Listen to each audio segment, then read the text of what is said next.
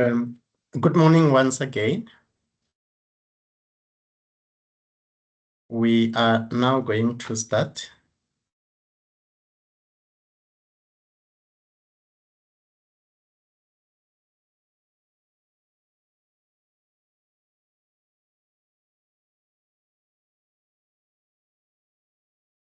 Can you please confirm if you can see my face, because I can't see myself this side? Yes, we can see you. Can see you. Yeah, I'm not sure what's happening. I can't see myself.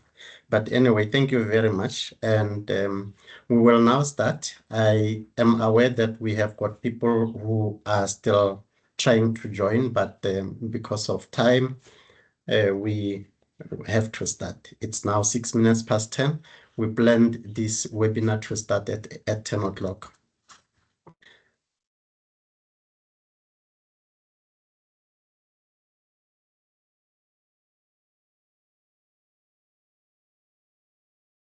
And once again, good morning. It's with great pride and joy that I welcome you all to this special celebration of achievement. The NACCW has organized this webinar to celebrate and honor the NACCW beneficiaries Matric Class of 2025. These learners fall amongst those that faced or continue to face difficult social challenges. They are victims of the various social ills that confront our communities, be it poverty, neglect, various types of abuse, child pregnancy, teenage mothers, and many others. At NACCW, we are proud that as a result of child and youth care workers who are deployed in the different schools and the support of the Department of Basic Education and Provincial Departments of Education and partners, and all funding partners that we have supported these learners to pass matric, and some of them having passed very well.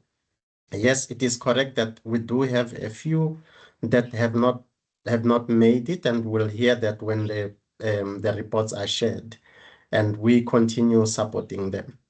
I would like to acknowledge special attendees who have joined this webinar this morning. We have the Department of Basic Education, the Exams and Research team.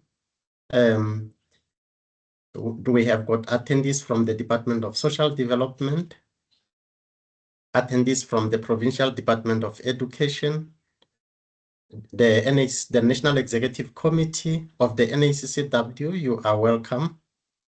I must also extend an apology from our national chairperson, who has wanted to be with us today, but due to other commitments, she is not able to join us. But she sends a congratulations and wished every one of the attendees well as joining the celebration of the matric results.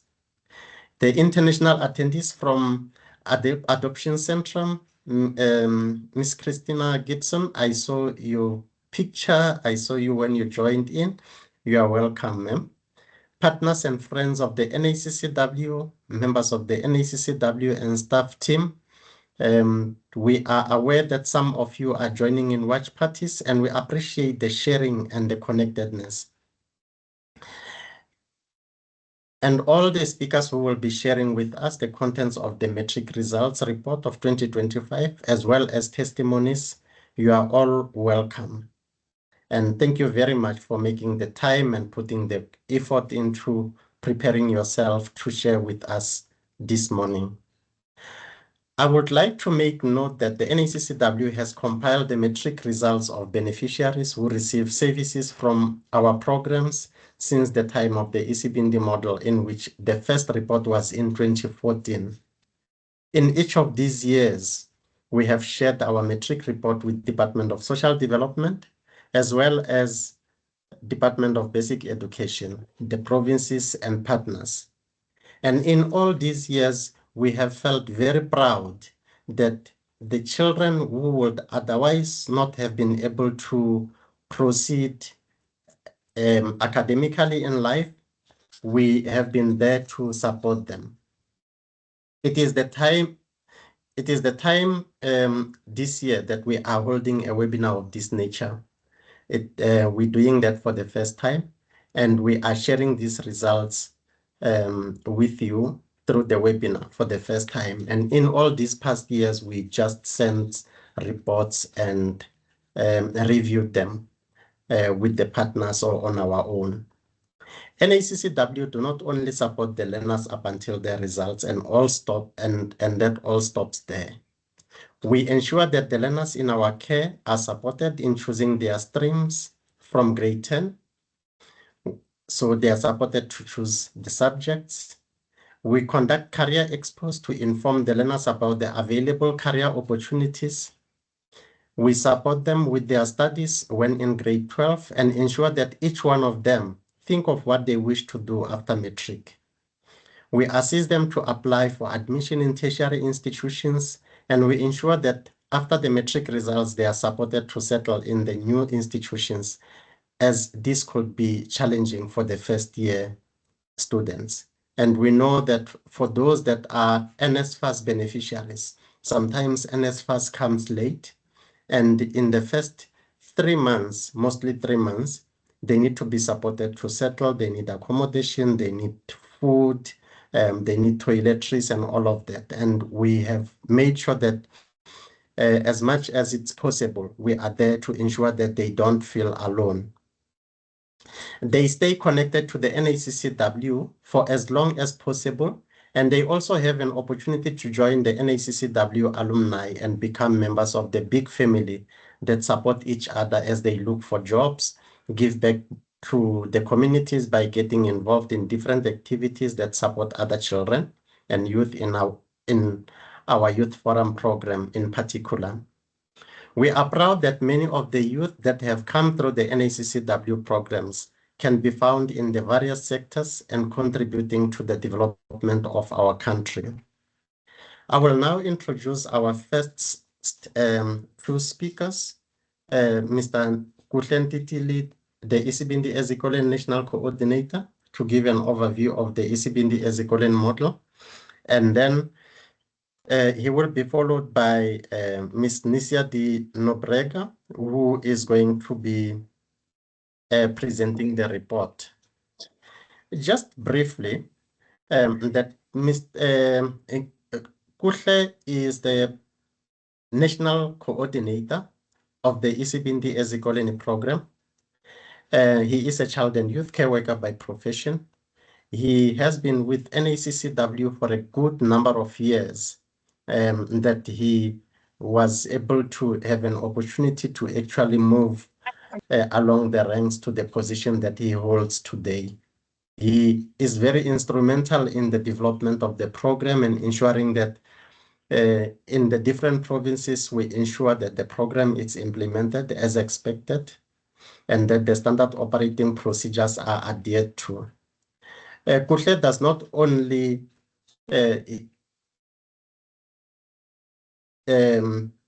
do his work and only be involved in the work of the NACCW, but he also contributes to the sector at large. He also serves in the professional board for child and youth care work, which we are very appreciative of, that he is able to give more to the sector. So, and the person who is going to follow him almost immediately will be Ms. Nisia Dinobrega, who is our M&E manager.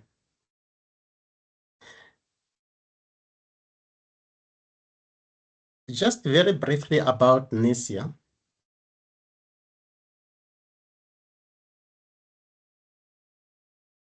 Nisia is our M&E manager, and she has been working for the NACCW for the past 14 years and is currently managing the M&E department at NACCW, exploring the application of routine M&E for measuring impact for children and youth through program implementation.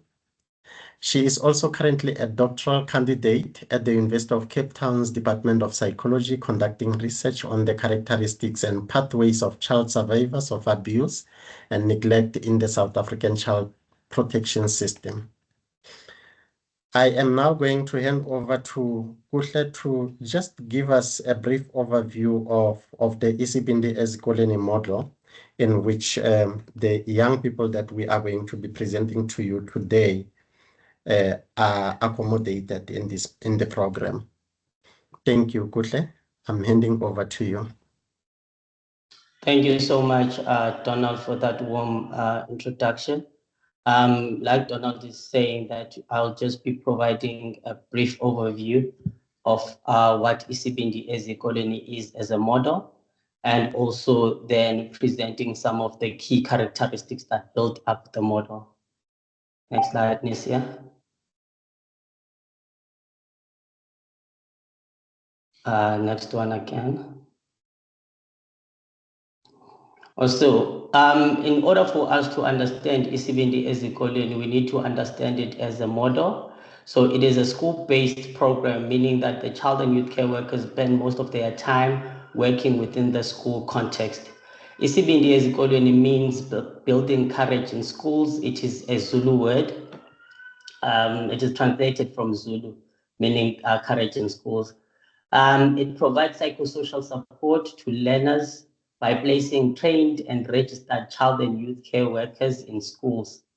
The program aims to identify learners at risk of dropping out and who have barriers to learning, to help them realize their developmental goals with education, health, and their transition into adulthood.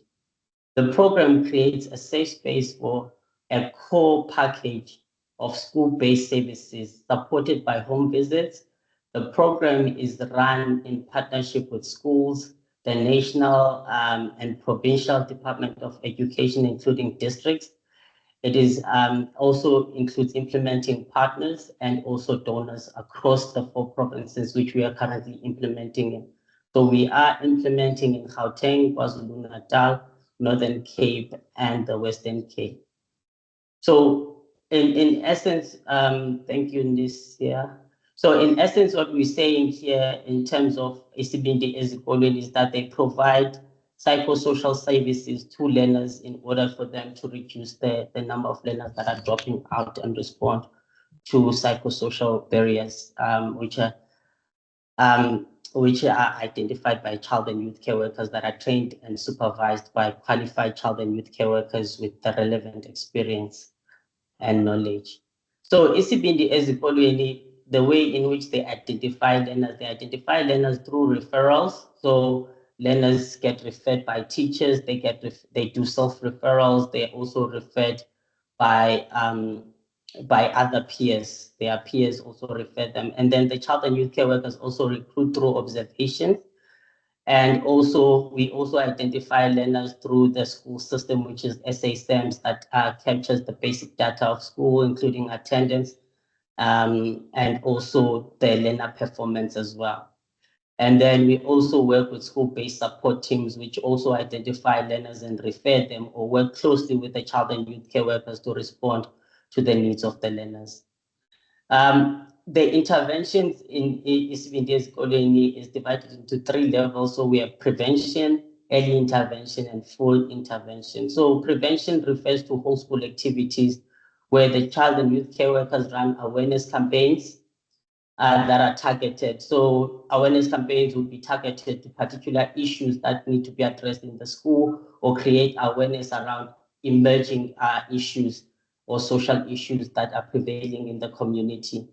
And then we establish youth-friendly safe spaces. So just by the presence of the child and youth care worker, the school becomes a caring environment where children start running towards the school instead of running away from the school, because they know that there's someone who is there that they can speak to, that actually greets them. A simple greeting in the morning makes a huge difference, and just noticing that, oh, you ironed today, or you're wearing clean shoes today, or you polished and things like that.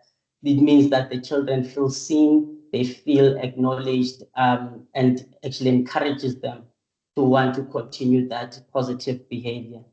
So mostly of our whole school activities also include gate supervision, corridor supervision during break time, and also monitoring the lines during lunch where most of the bullying happens, and also toilet supervision where some of the smoking also happens.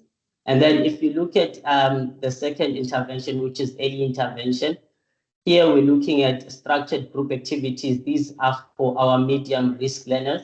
So learners that have been identified to be participating or exposed to risky behaviors. So these would include programs where you'll see that some of the learners are struggling academically. So you'll introduce programs such as reading programs, you'll introduce structured program for sexual reproductive health education, where you'll include stepping stones and vuchilo. And then there are other additional programs that we provide in partnership. So we have an MOU with Funza, who provides us with Funzines, which are books that have 12 sessions, which assist in reading and improving the reading levels and making sure that learners start to read for fun and, creating a culture of reading within the school environment. And then we have a number of activities that include child protection programs, mapping, safe spaces, life book activities, and buddy beat. So those are for learners that have been identified as medium risk, but it doesn't mean that a learner who has been identified in medium risk does not participate in whole school activity. They also participate in whole school activity as they do the whole school awareness or celebrating and commemorating national holidays. And then we have our high risk learners. These are individual work. These are the learners that actually form the caseload of the child and youth care worker. These are learners that need intensive individual services from the child and youth care worker, where you'll see the child and youth care worker providing home visits, developing a developmental assessment and a plan to address those developmental needs that would have been identified during the developmental assessment. And then you'll have case conferences where a multidisciplinary approach is needed to address and create the layering of services for that particular child. And then we have referrals and direct assistance where the child is referred for any additional services that they may need. And then we have support and tracking for learners. So we have trackers that we have developed within, and which Nisia will speak about some of, which assist us to work with individual cases and track their development and their support through ECB as a bullet tracker. So we have the dropout tracker, which tracks the learners that have dropped out and the services that they have received and the outcome of those services. And then we have the child protection and pregnancy trackers as well that are used to track learners within the model. And then we also conduct one-on-one life-based counseling sessions with the learner to try and work with them, navigate the difficult life decisions that they have to make as they grow. We also have then a strong monitoring and evaluation system that allows us to track the work that has been done by the child and youth care workers, the impact of that work, and also be able to monitor the quality of the services that are being provided to the learners. Thank you. Next slide. So in this one, we just highlighting the fact that in the ECB Ezipolo, we provide psychosocial support to achieve educational outcomes. So all the work that we do is aligned with the Department of Education's goal for educational outcomes. Even if you look at our protocols, which some of them will be mentioned as the other presenters continue, you'll see that they have been developed in alignment with the Department of Education's policies on support, care and support to teaching and learning in schools. Thank you so much. I'll hand over to Nisia. Thanks, Kukli. Okay, let me just put my screen up.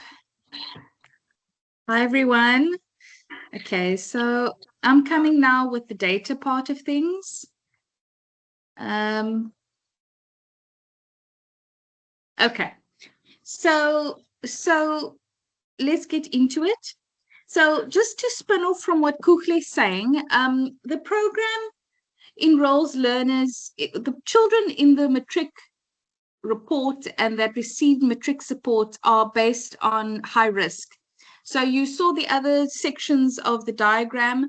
Now, even though we support medium to low risk, for Matric support, we're looking at those more of high risk, even though we had a small bit of medium to low risk. And the beneficiaries are enrolled for reasons like teenage pregnancy, abuse, substance use, mental health problems. So they've got hardships going on. So when I present the pass rate, just to keep this in mind, that we're talking about learners in Matric that are going through a tough time. So the pass rate that we're showing here is an extraordinary achievement for these learners. We had 242 Matric learners and 230 wrote exams. So there's about, 10 learners that had incomplete results. They didn't finish an exam or two. So they didn't technically achieve, and these learners are being supported with other options this year. 213 learners passed, and we have a pass rate of 92.6%. That's amazing. So yes, we had learners that did not achieve, and we had learners that did not incomplete, but overall the pass rate of 92.6% is massive, and it's much more than the national pass rate overall as well. We had 47 learners that achieved one or more distinctions, and that's a huge congratulations to these learners that not only did they pass, but they passed very well. I think we had one learner that had 5 distinctions. And so when you go back to the previous slide, can you imagine being in Matric, having difficulties, going through issues, bullying, problems at home, and then still in Matric, going ahead and passing, and even getting a distinction, for example. So a huge congratulations to these learners for their perseverance, their determination, and of course to the child and youth care workers for supporting these learners. What did the child and youth care workers do? So here are the services that they provided to these 200 odd learners. Life space work, either at home or at school.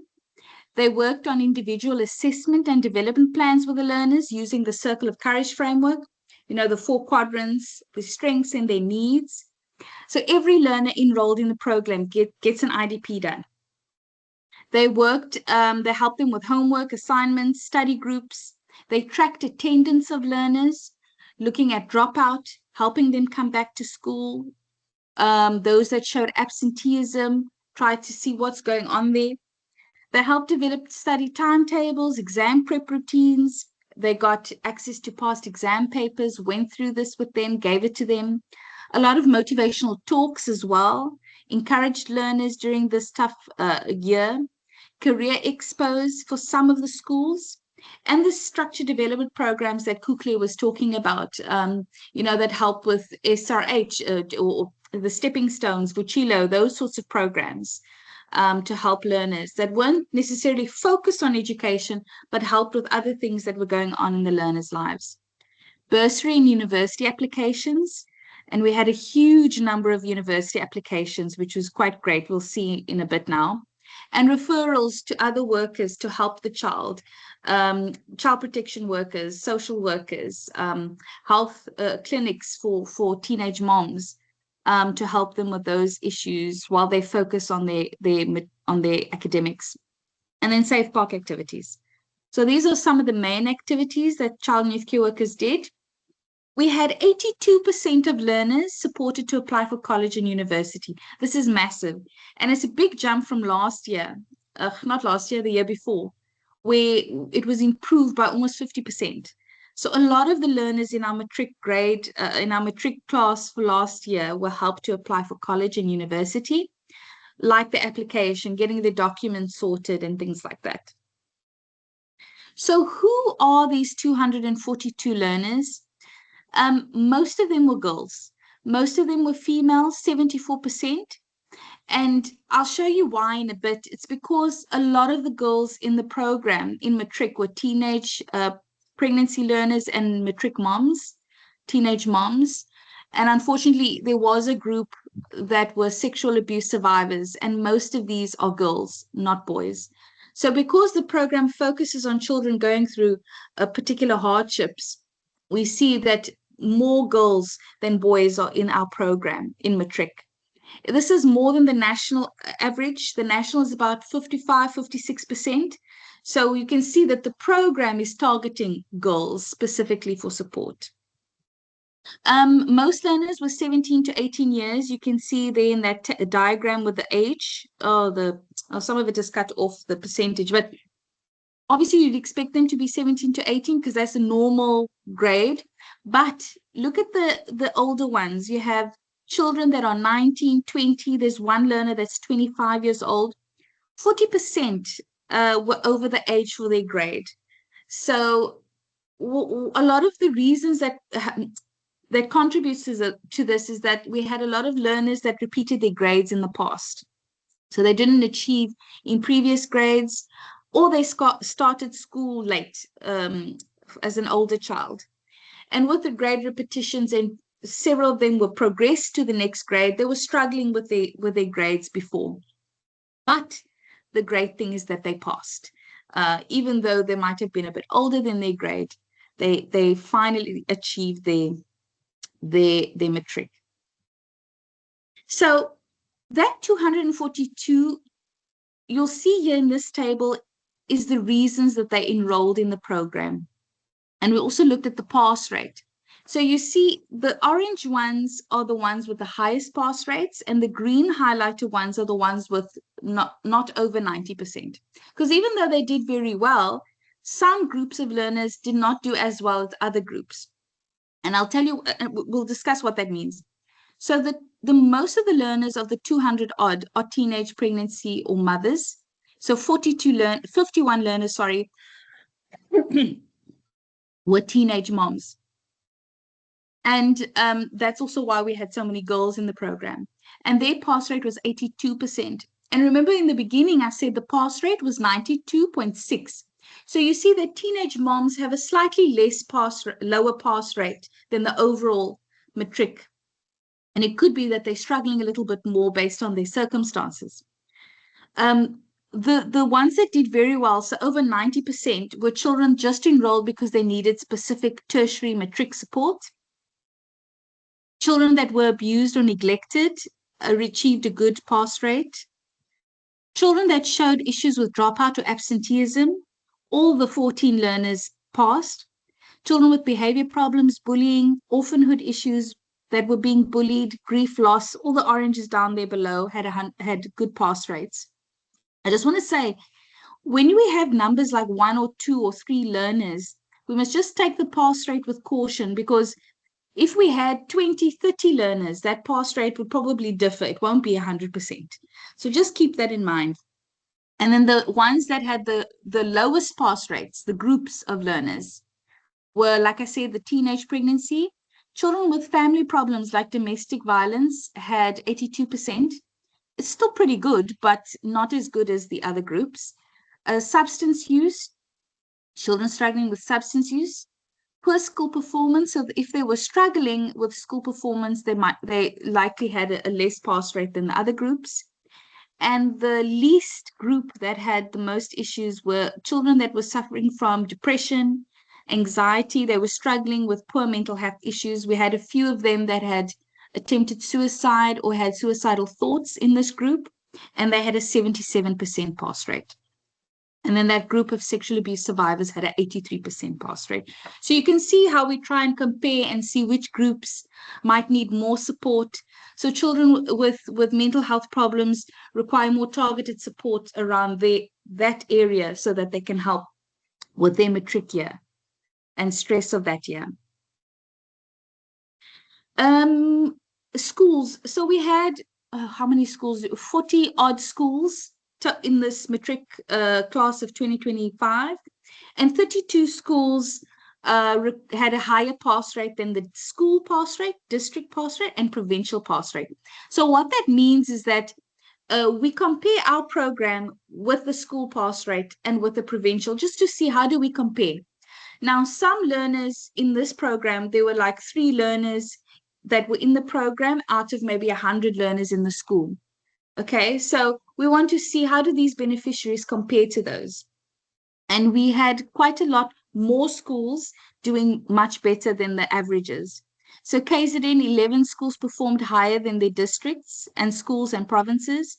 Gauteng, 16 exceeded the pass rates. Northern Cape, 1 school had 90% and the other school had 100% beneficiary pass rate.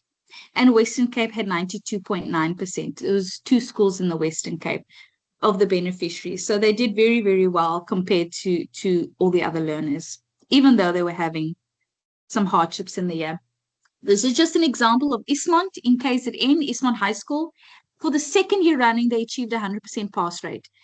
And this is, I'm not going to go in all that detail, but this was a combination of support where the child and youth care workers monitored the academic needs of all the learners in the class. Beneficiaries. The teachers were involved in working with the child and youth care workers. The teachers were very involved in the school in supporting the matric learners. Child and youth care workers encouraged them in the study groups, exam papers. Revision classes were arranged with teachers. School holiday program classes were arranged. Child and youth care workers did one-on-one sessions for personalized support. And a lot of the children in the school achieved bachelor's, which is one of the better types of passes, and had earned a lot of distinction. So it's a massive success that we see in the school for these young people. Just to mention quintile 1, so quintiles, what are quintiles firstly? Quintile 1 to 5.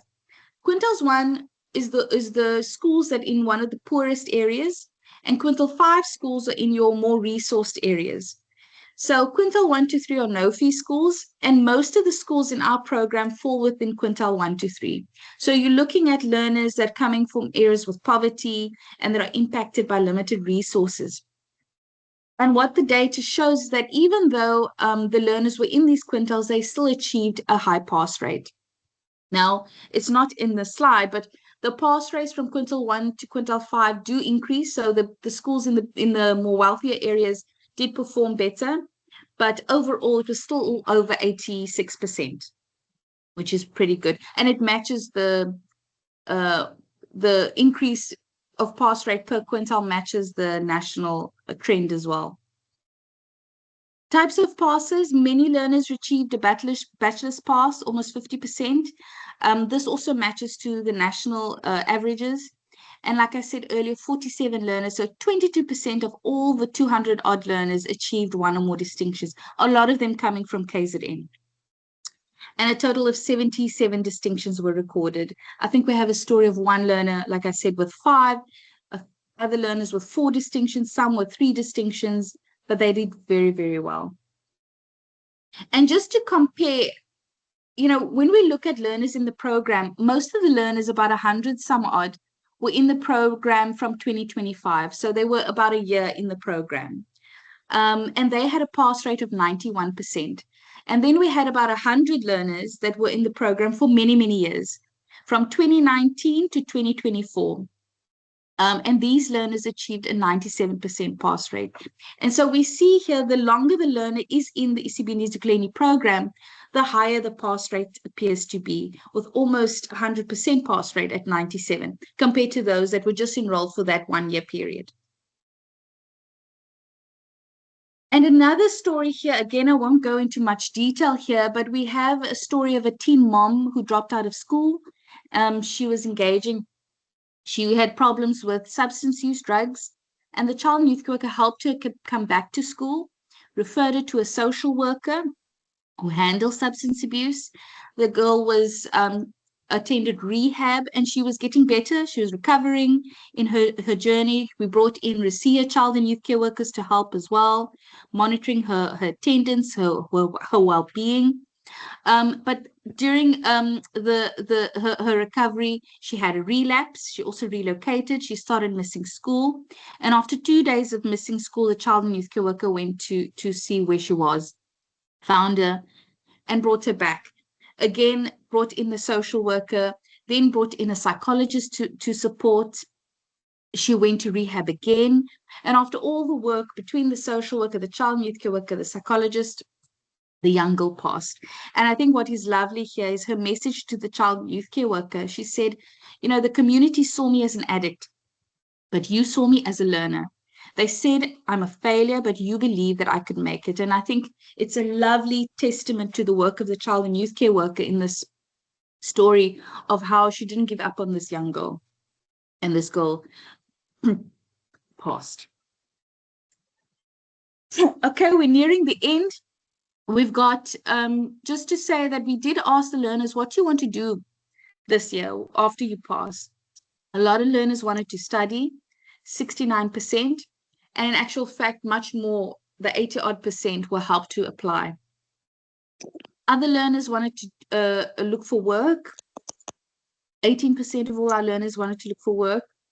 Some learners wanted to join the police, navy, or army, although some learners, about 6%, wanted to take a gap year, and 6% learners weren't so sure. So this is the breakdown of some of the learners in terms of what they wanted to do after matric. And I think just looking back over the years, I mean, this 92.6% is the best pass rate we've had since 2022. And we see that it fluctuates. So 2022, we had a lot more learners. We had a 77% pass rate, went up to 85, went down to 79, and now we're at a high of 92.6. Our number of learners also changes from year to year because as program stops or continues or comes on board, more matrics come into the program. But I think, this is just overall a huge congratulations to all the matriculants and a huge thanks of appreciation to all the child and youth care workers for the support, and to all those involved, whether it's caregivers, families, schools, educators. They came together to help these 200 learners in matric. Thank you.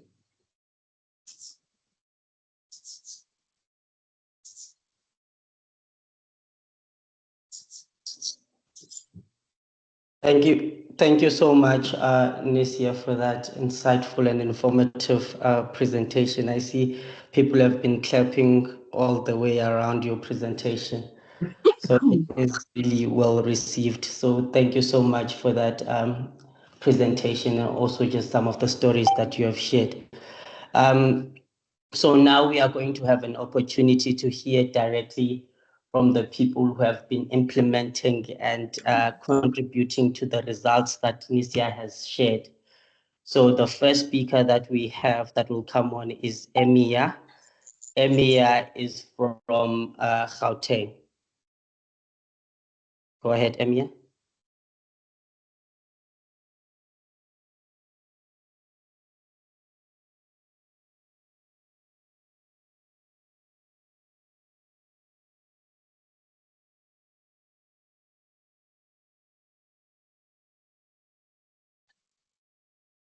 This yellow? Oh goodness. It doesn't look like we have Emia. So what we'll do is that we will move on to one of our child and youth care workers who is based in the Northern Cape. We'll always come back to Emia, who will be speaking in the Northern Cape. Gertrude, are you connected? I know Gertrude is connected with Lucky. Can you please turn on your camera and then present? Yes, we connected. Thank you so much. Hello. Hi, everybody. Hello, hello. Yes, good morning. Yes, you can proceed. Okay. Okay, I'm gonna be identified from my phone because I didn't see it. Good day, everyone. My name is Gertrude Ngono. As a child and youth care worker at Floors Number 2 High School in the Northern Cape, I have seen firsthand how international support can change the tragedy of young life.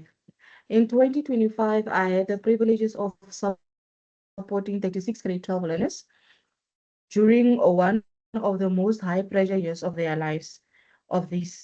And out of these, 9 received intensive structured individual support, while 27 were reached through broader school-based intervention. Our goal was simple yet profound: to ease exam stress, boost confidence, and turn personal and academic hurdles into stepping stones for growth. We achieved this by meeting learners exactly where they were during life space work. Using one-on-one sessions, we work to strengthen their emotional well-being and motivation.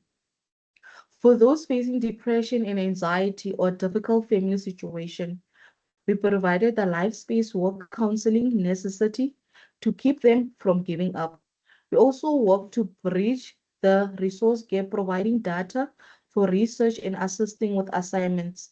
By monitoring attendance and engaging directly with families, we didn't just prevent dropout, we built a culture of school commitment.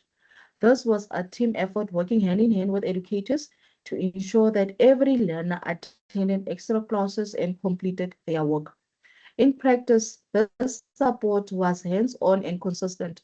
I helped learners create realistic study timetables to manage their time and share past papers to build their familiarity with the work when the pressure became too much.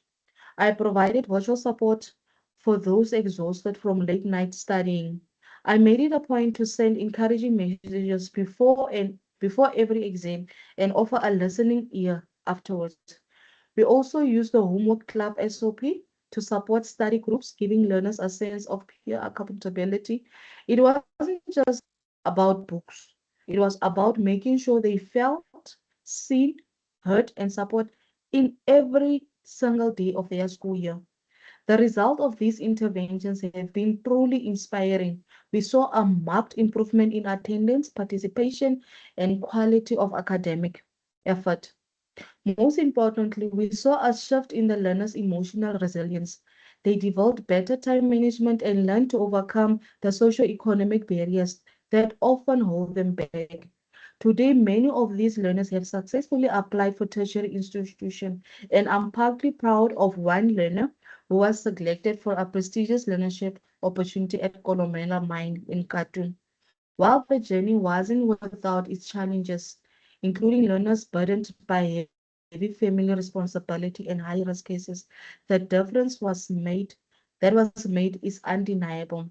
Child and youth care workers are more than just support staff. We are the connectors, the motivators, and the advocates for our youth. Every conversation and every follow-up is a step towards unlocking a learner's potential. Together, we are making a lasting difference. One learner at a time. Let's keep empowering futures. Thank you very much. Thank you very much for that, Gertrude. Thank you. Thank you. And then we will have then Miss Batobozile. She is a child and youth care worker in the Western Cape. Over to you, Batobozile. Please remember to turn on your camera when we're speaking. You? Yes, Yes, we morning. can see and hear you. Okay, thank you for the opportunity. Good morning, everyone. My name is Shazla Tuguzile from Western Cape in Habo, based at Umyezo High School, working for ECB in the Ezikoloni program. As a child and youth care worker, our mission is to make sure that no child is forced to choose between education and well-being. Our work in ECB Ezikolweni is strictly guided by ECB Ezikolweni SOP for prevention and management of learner pregnancy. This protocol ensures that we're not just reacting, but we are proactively protecting our learners' future. So what we do, we identify pregnant learners during gate supervision, during break supervision, during corridor supervision. And we get the referrals from the teachers, obviously. And in some cases, the learners do come by themselves or a parent or a guardian. So once a learner is identified, we have one-on-one sessions with the learner to get to know her, understand the situation, and provide emotional support. In some cases, you find that maybe the learner at home is being given silent treatment from the parents because maybe they are still angry at what they did. So in those cases, we intervene and have a meeting with the learner and the parent. Then the learner is given a consent form to sign by the parent or a guardian to say that they agree that the learner will be the part of the program. So as part of health monitoring, we check the learner's clinic card, monitor her clinic appointment, and track her school attendance and academic performance. Because here at school, the system says that when the learner is absent for more than 10 consecutive days, now the system will deregister them. So we track their attendance. So we have one challenge that we have encountered is that learners do not know their statuses. They become aware that they are HIV positive only at that stage. So now this becomes difficult for the learner, often makes them feel scared, stressed, or confused, which shows a need for immediate emotional support. Some, they become in denial. They don't want to accept that they are pregnant. They don't want to accept that they are HIV positive. So us as child and youth care workers, in response to those challenges, we form support groups for pregnant learners so they can support one another. And this helps learners who may feel ashamed, judged, or isolated during pregnancy. Before the learner goes for maternity leave, we call the parent or guardian and arrange a meeting with the class teacher to inform them that the learner will be home for a few months, depending on the learner's pregnancy complication, means maybe after they give birth. Obviously, they will be given a note by a doctor to say that this learner will be fit at this date to come back to school. We also ask the learner to choose one classmate who will help the learner with schoolwork that is done in class while they is still at home, obviously with the support of child and youth care worker. In terms of academic support, last year we supported 7 learners and they were pregnant. They are from Groenberg High School and they were doing matric and they all managed to pass. After the learner, continue to support them as a teenage mother reintegrate back into school. We help them balance schoolwork and motherhood, providing emotional support. Last year, we had Elena who lost her child after birth. We supported her by booking counseling services at ABBA. ABBA is one of the stakeholders that we are working with, and they provide counseling services. So we booked counseling services for her, and we ensured that she attends all the appointments. We also ensure that Elena is using contraceptives and also discard sexual reproductive health to prevent another unplanned pregnancy. In addition, family planning interventions in partnership with the local clinic have been initiated at Groenberg High School since October last year to reduce repeat pregnancy and promote responsible sexual behavior among learners. To support learners from poor backgrounds, because sometimes some of the learners, they get pregnant and you find out the situation at home is not good. So we support them by giving them food parcel. We have food parcels that comes in monthly. So those food parcels sometimes include purity. So we give them to support the learner and the child. One young mother last year was doing grade 12 and she received academic support as well as purity for the child. And she successfully passed with a bachelor degree. Through stakeholder engagement, we are closely working with Department of Education, we are working with social worker, we are working with child welfare, we are working with Right to Care, we are working with Scrabo Clinic, we are also working with the school support services. So through this engagement, adolescent youth-friendly space has been established at Rabo Clinic, where the learners are allocated for specific days, which is Tuesday and Thursday, and they go for planning, family planning, PrEP, HIV testing, and counseling services. And also stakeholder engagement allows us to conduct awareness campaigns in schools on teenage pregnancy and its effects in sexually and reproductive health. Lastly, in protecting the learner's rights, we check the age difference between the learner and the person who impregnated her to ensure that the learner was not taken advantage of. And if it is found that the learner is underage, the case is referred to a social worker and Form 22 is completed and the formal case is opened for further investigation and support. Thank you. Thank you so much, Bathokozile, for that wonderful presentation and speech. Truly appreciated. We are going to have Jabu speaking next. So Jabu will be speaking on behalf of Emia, who's currently experiencing some connection issues. So do not be alarmed when you look at the agenda and you see that no, it was a he, not a she. Thanks, Jabu. Thank you very much and good morning, everyone. As a mentor of the child and youth care workers, I'm actually proud to highlight the critical and impact work being done by the child and youth care workers who are supporting learners who are abusing substances. Substance abuse in Gauteng is actually the highest reason why learners require intensive support from the child and youth care workers within the school environment. The child and youth care workers play a vital role in early identification, support, referral of the learner at risk. Their strength lies in the life space approach, which allows them to engage with learners in their everyday environment. This includes being present at the gate duty, during the morning supervision, in the corridors, toilet supervision, playground, during break supervision. Through these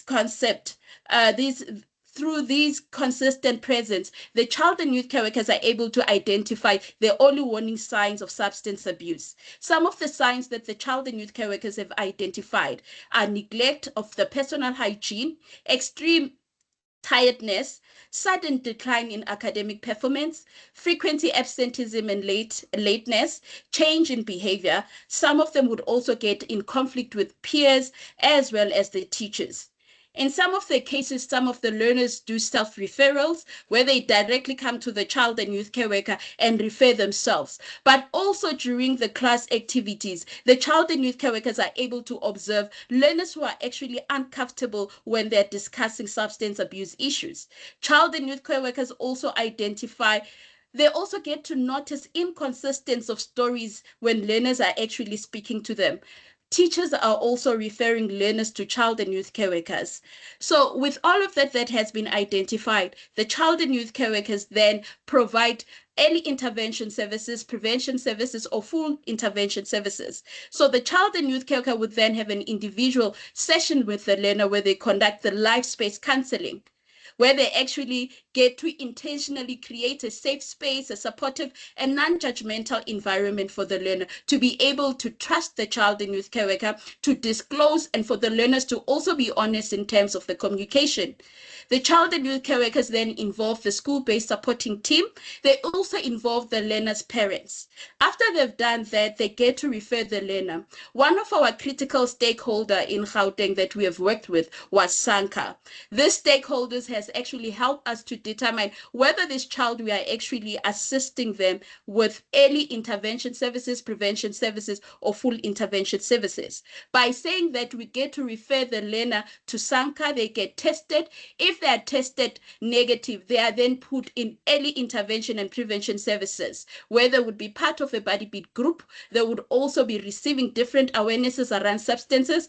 But if they actually identify that the learner is actually tested positive for substances, they will then be provided with full intervention help services. Then the child and youth care worker will then engage with the social worker, who would also give feedback to the learner whether this learner is an outpatient learner or inpatient learner. If this learner is an outpatient learner, then the child and youth care worker would then ensure that the dates for the dates for the clinical for the visits the learner attends and finish the entire program in terms of of what is required. But if they're inpatient services, then the child and youth care worker would consistently engage with the social worker, preparing the learner who is going to be taken out of the rehabilitation center, would then be put in back into the school, reintegrated back. So the child and youth care would then ensure the appointments, the support of the learner, the dates, speaks with the parents. But the child and youth care will then further refer the learner, because we need to identify what is the actual reason that this learner will then start abusing substances. Is it peer pressure, or is it issues with belonging, parents fighting at home, or loss of family member? The child and youth care would then refer the learner to the psychologist, to the social worker for therapeutic counseling. Then the child and youth care worker would then ensure that this learner receives the multi-layers of services. Will also need to, if there is a need to refer the learner to the clinics, then the learners will then be referred to the clinics. But also the child and youth care worker would then monitor the referral and the engagement with the various stakeholders.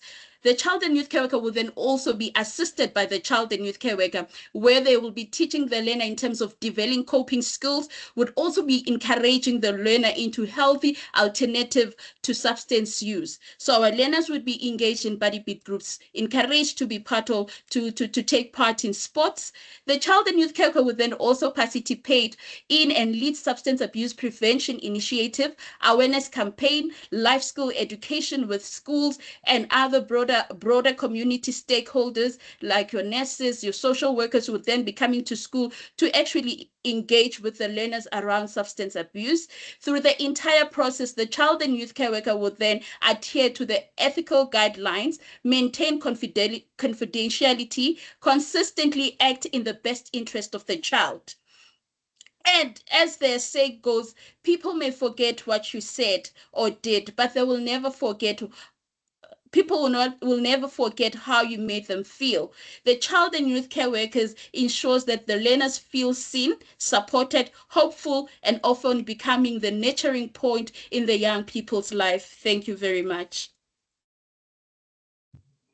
Thank you so much, Jabu. Apologies, I omitted in introducing you. So Jabu wears many hats within the NACCW. She is the provincial Isibindi Ezikolweni coordinator for Gauteng. She is also the senior mentor within NACCW, and she is the National Youth Forum coordinator. So thank you, Jabu, for standing in for Emia, who is the mentor for Isibindi Ezikolweni in Gauteng. So now we will be moving on to KZN, and we have Slee, who is a mentor as well, based in the KZN, working under the Pinetown and eThekwini district. Over to you, Slee. Thank you.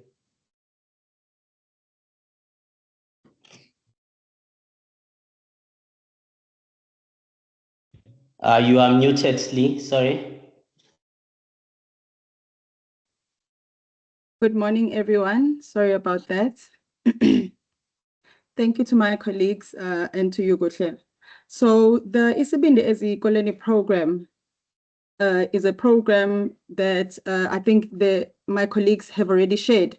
So I think for a program like Isibindi Ezikolweni to function like a well-oiled machine, there are structures that are required to ensure that the program runs smoothly. So we have what we call the SOPs, which are the standard operating procedures that have been created by NACCW or Isibindi Ezikolweni program to ensure that the child's needs are met at school. So these SOPs are well aligned with those of the Department of Basic Education, as I said, to ensure that they are able to provide a proper service to our learners in the school environment.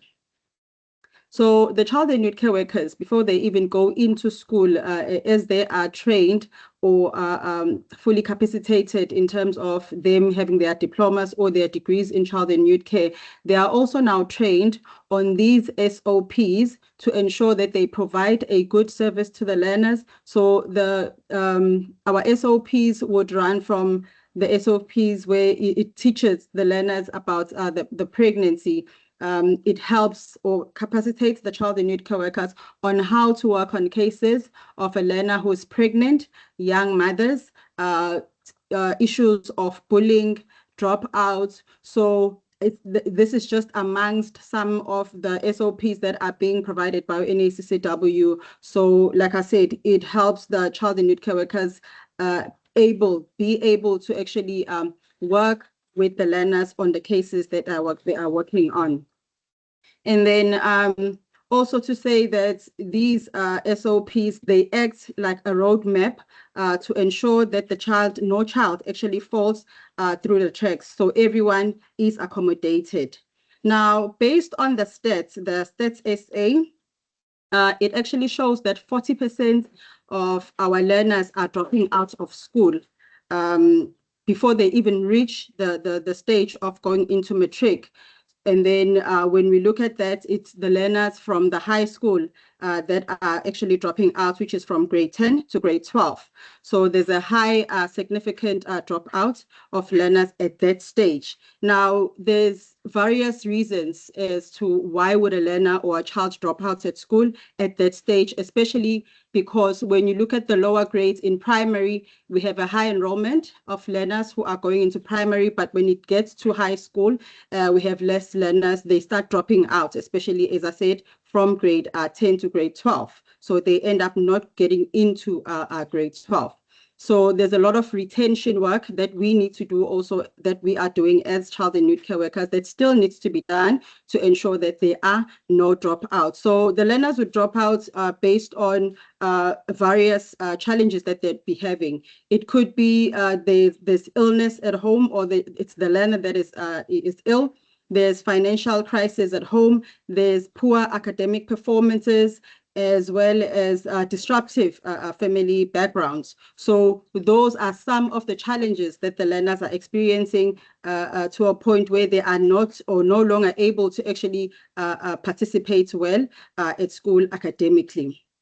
Now, this is where the child and youth care worker or the work of a child and youth care worker comes in, because they now enroll, or they would identify the learner during the morning gate supervision, corridor supervision. Some of the learners would actually come in and enroll themselves into the program.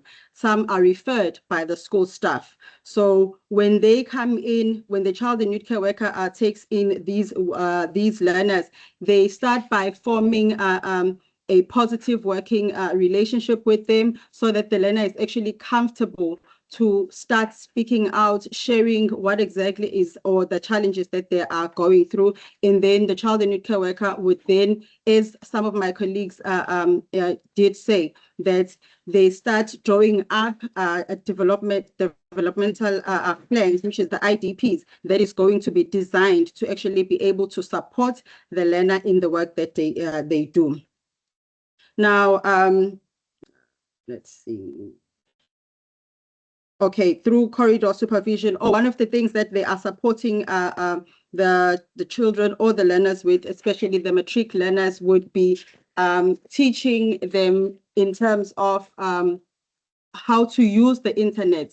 As we all know that the learners, in some cases, they would use internet in a wrong way. So in this instance, they are providing support, online support, where the learners are now able to apply through CAO. So from the beginning of the year, the child and youth care worker, with the support from the school as well, with the school staff, they would start looking at the results of the child, and then start with the application, your CAO applications, and as well as applications in tertiary institutions that are outside of KZN.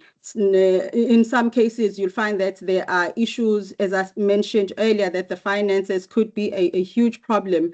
So with the advocacy of the child and youth care worker, they would go around into the community. So with the support from the management or the leaders in the community, the councillors, they would go around asking for donations, so that those donations are able to actually pay for the CAO fees or application for the learners.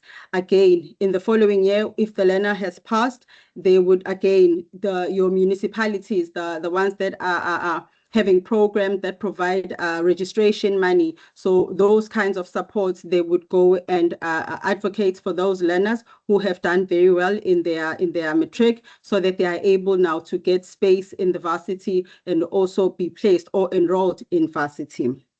Now, Mujabu also shared a story about the learner, a matric learner who was pregnant. So we also had a similar case here in KZN of a learner who was pregnant when they were enrolled into the program, and they were also doing matric. So with the support of a child and youth care worker, she was identified, and then the child and youth care worker started providing support to her.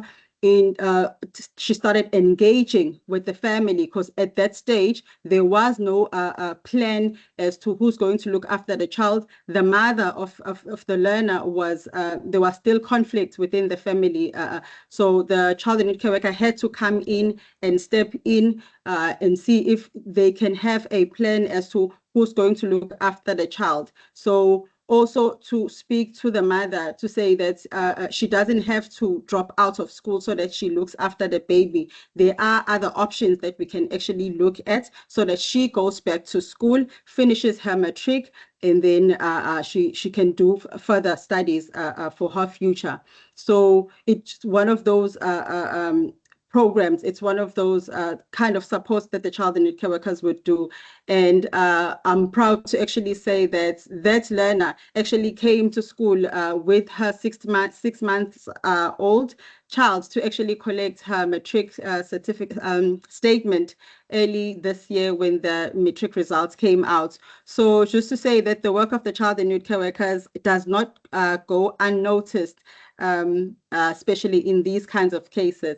So in conclusion, I think that Isibindi program, it is the heartbeat of the school. So we take AMA SOPs, or the standard operating procedures, and turn them into life-changing actions. So we don't dream of a better future for our youth, but instead we build that future with them. So it's one application at a time, by doing the home visit, seeing them graduate from one stage to another. So yeah, I think let's keep the fire burning as the child and youth care workers in order to ensure that our learners are getting the support that they need. Thank you.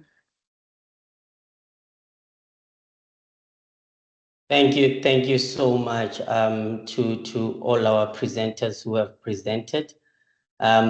We are also just cautious of time. So what we will be moving to the next part of our agenda, where we get to hear from the beneficiaries themselves. So we are starting in the Western Cape, in a small town there in Grabo, where we have one of our previous matriculants from 2025 speaking, Ms. Sepatim De, who will be speaking. Hi, ma'am, how are you? I'm fine, and you? I am good. You can go on. Thank you. Good morning, everyone. My name is Sipati Mde. I am from Western Cape in Grabo, Matric 2025 at Unyezo High School. And I'm 17 years old. I was raised by my grandmother in the Eastern Cape because my mom abandoned me while I was still young. In 2023, I came to Western Cape to stay with a man whom I thought was my father. However, in 2024, he revealed that he is not my father and he won't be able to take care of me anymore. So I then stayed with my two aunts in Caledon, attended school at Umyezo High School in Grabo. Unfortunately, I got sick in 2025 and went back at Eastern Cape to recover. When I was ready to return back to school, my aunts informed me that they would no longer be able to provide care for me anymore. So I then informed my teacher, who assisted me to come back to school in Grabo and assisted me in paying the rent. And he also referred me to child youth care, who provided me with essential supports, including food parcels, guidance on tertiary applications, and assistance with NSFAS. So where I'm renting, there is a kind aunt from my village who also look after me. With the support I've received, I managed to pass my matric with a bachelor and a distinction in isiXhosa. And I've been accepted in UNISA for teaching, and I'm still waiting for NSFAS to process the fund. Thank you.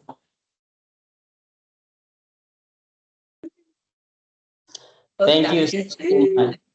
Thank you so much. And we see a lot of people clapping for you and clapping with you. And well done on your achievement. So without holding anyone, we will move on to Anele Mkhwanazi, who is based in KZN, as one of our next beneficiaries to speak. Again, thank you, Sipati. Over to you, Anel. Please remember to turn on your camera when you speak, and remember to unmute. Okay. My journey at Savannah Park. Warm greetings to everyone.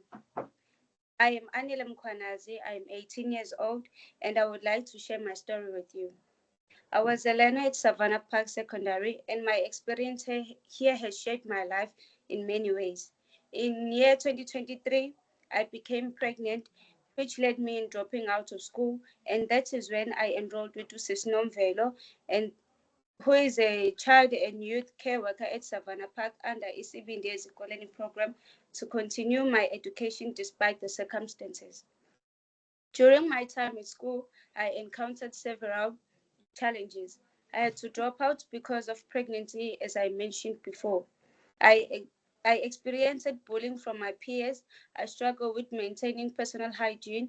My academic performance suffered. I faced problem obtaining my identity document.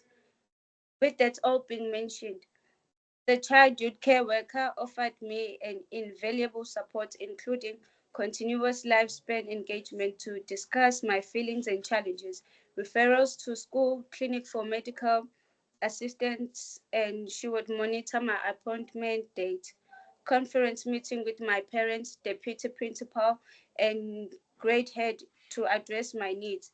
For example, how will I write my exam and have my assessment submitted with the child youth care worker suggested someone accompanies me from home when exam begin and gets a learner at school or class to share notes with me and also be willing to submit for me.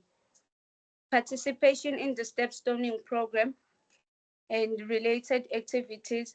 This was to give more information on sexual reproductive health issues. Talks and activity focus on bullying prevention done through groups and class engagements. Monthly provision of hygiene products and cosmetics. She played a motherly role in ensuring my hygiene improved.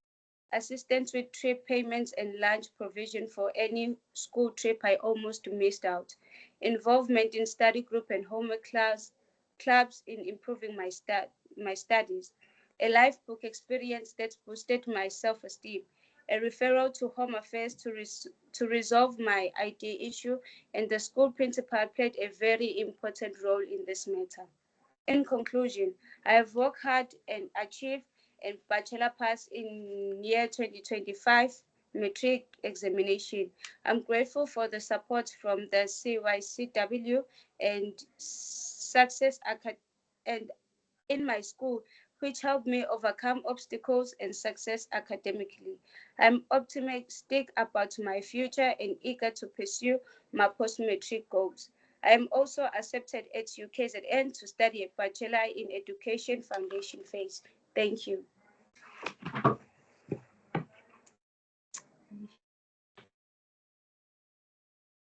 Thank you so much, Anele, for sharing with us your journey. We really appreciate the courage it takes to speak on such a platform, both you and Sipati. We are unfortunately unable to get Angela at this time, but we do have her child and youth care worker who will then be reading her speech. If you can just turn on your camera, please, Lindy Wenkosi, and you can just read quickly through Lindy Wenkosi's speech. She unfortunately was willing to connect with us, but is unable to at this point. So we'll just get Lindy to share what she has shared. Thank you.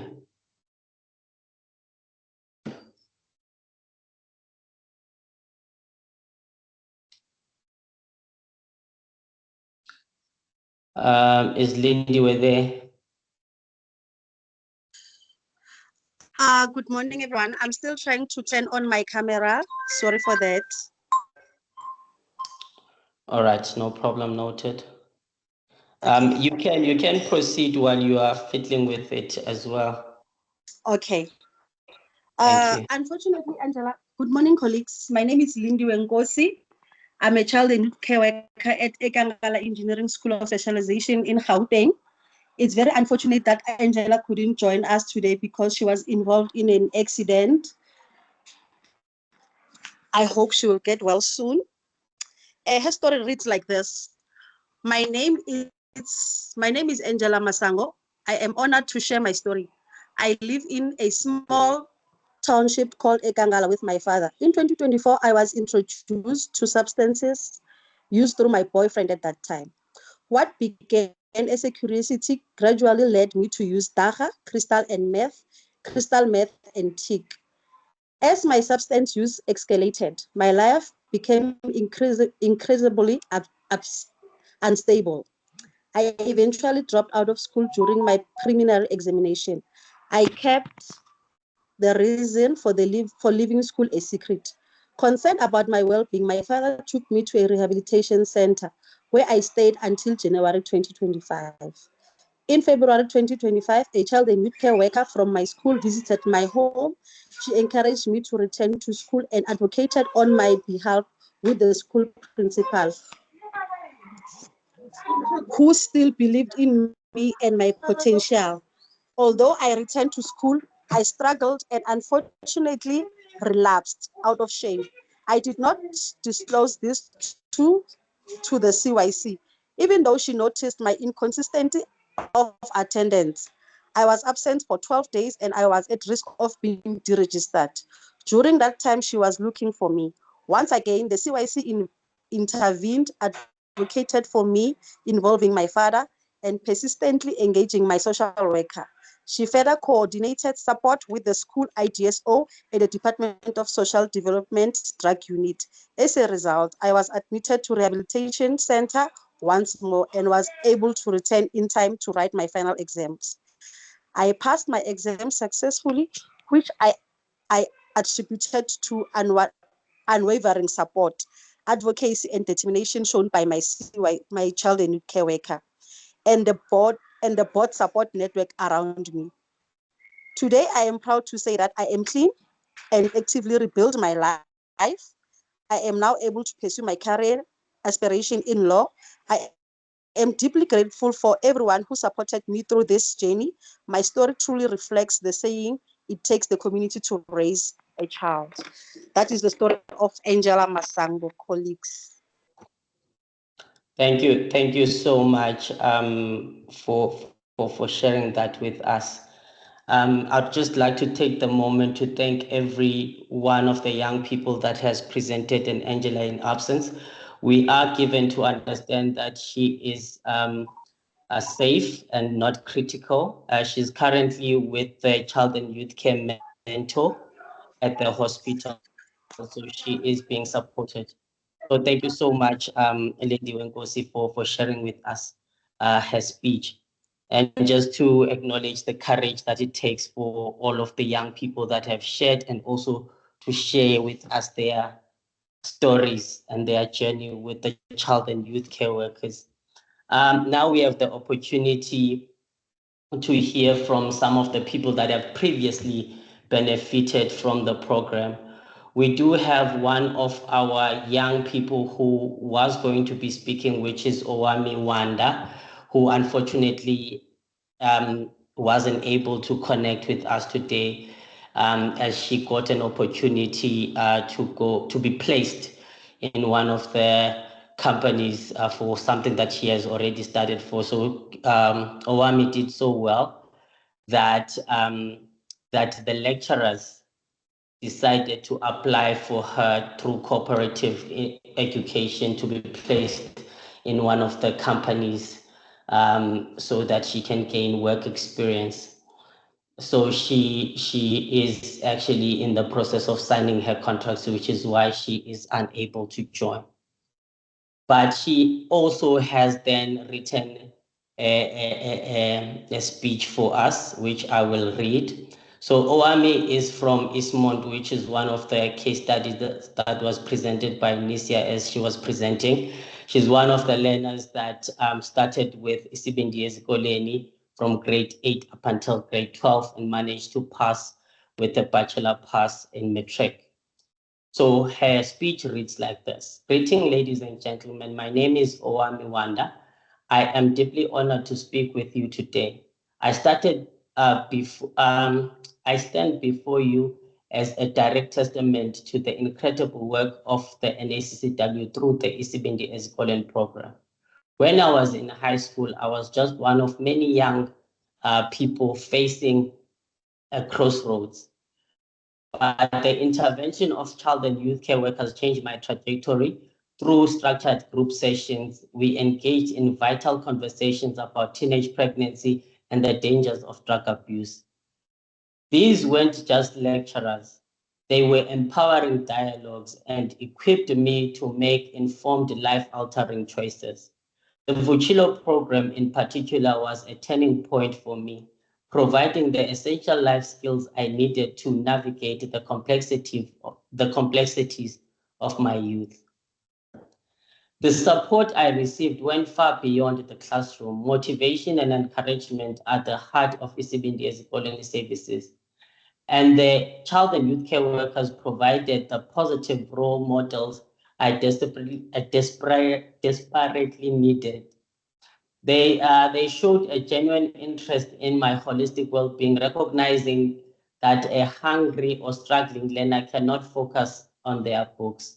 By providing essential items like clothing and groceries through vouchers, they eased my financial burden and boosted my confidence. This case sent a powerful message that I mattered and that my future was worth investing in. This foundation of support allowed me to stay focused on my dreams even when things were difficult. In conclusion, the Isibindi Ezikoleni program did not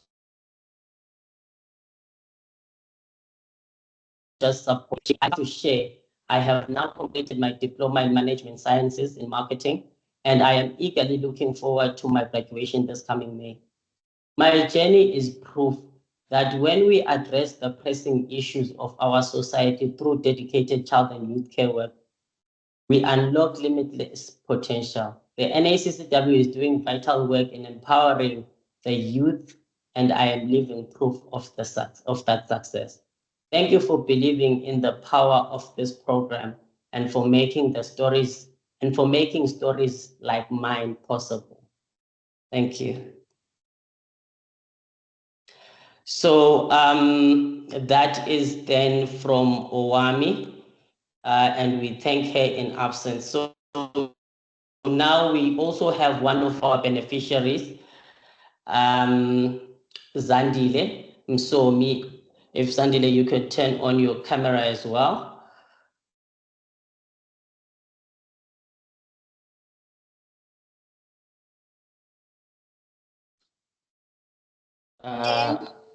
There we go. Thank you.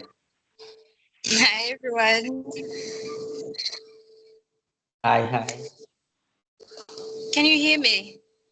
Yes, we can. Greetings, ladies and gentlemen.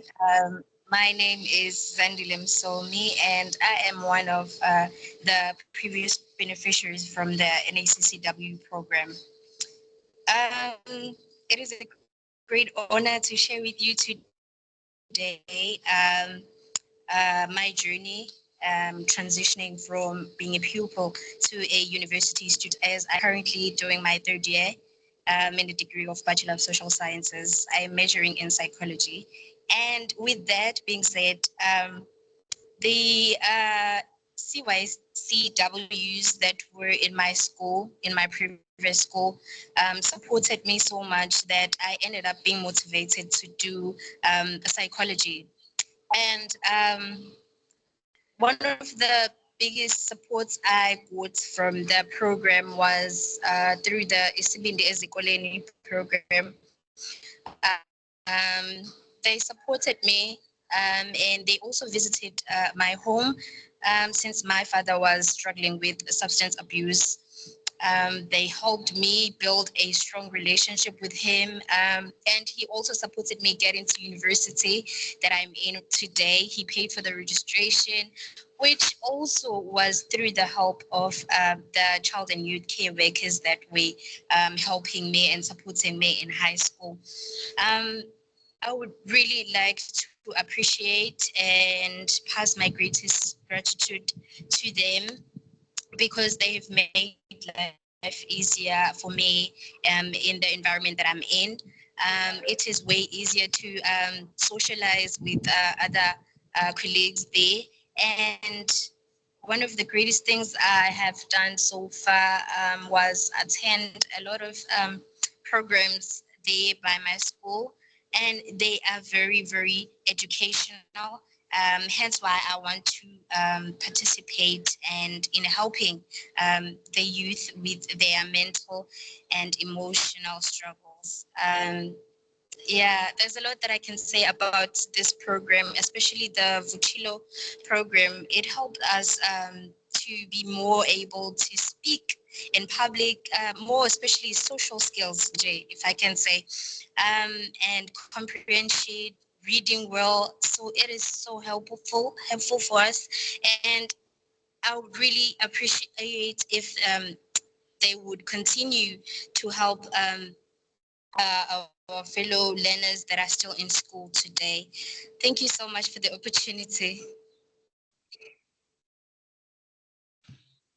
Thank you so much, Zandile. Thank you so much for that, and thank you to all the young people that have spoken, including the previous speakers, mentors, and child and youth care workers, for demonstrating the work that they are doing, and also the child and the youth that presented for demonstrating the impact of those services, and the previous beneficiaries also sharing in with us their journey and where they are currently are with some of the work that has been done by the child and youth care workers in their different spaces and last spaces.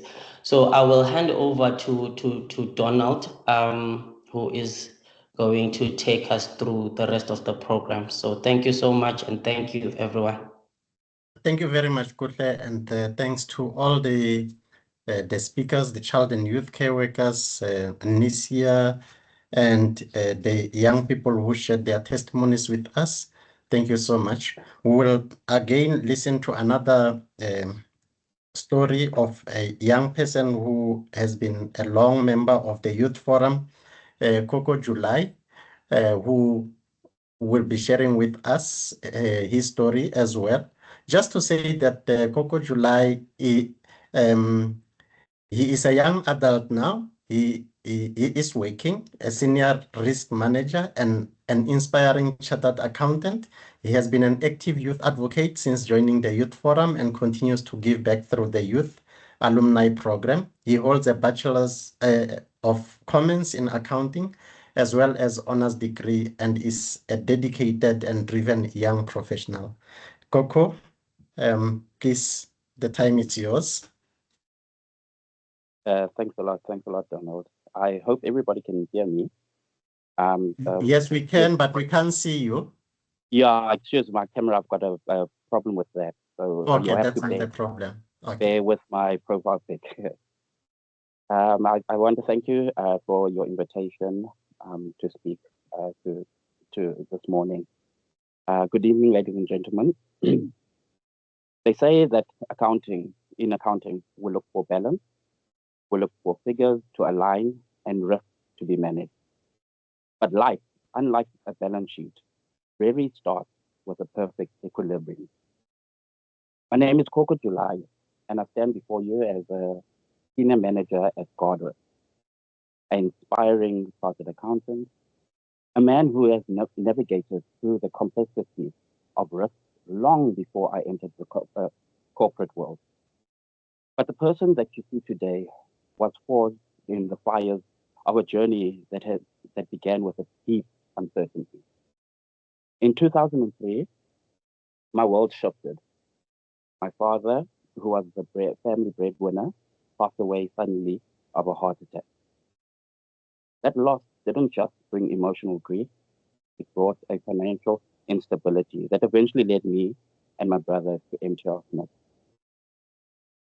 To be honest, while going to MTR Smith, it wasn't favorable for us. We were not looking forward to this experience of being in a children's home. I remember that I placed myself in a nutshell. I decided to isolate myself.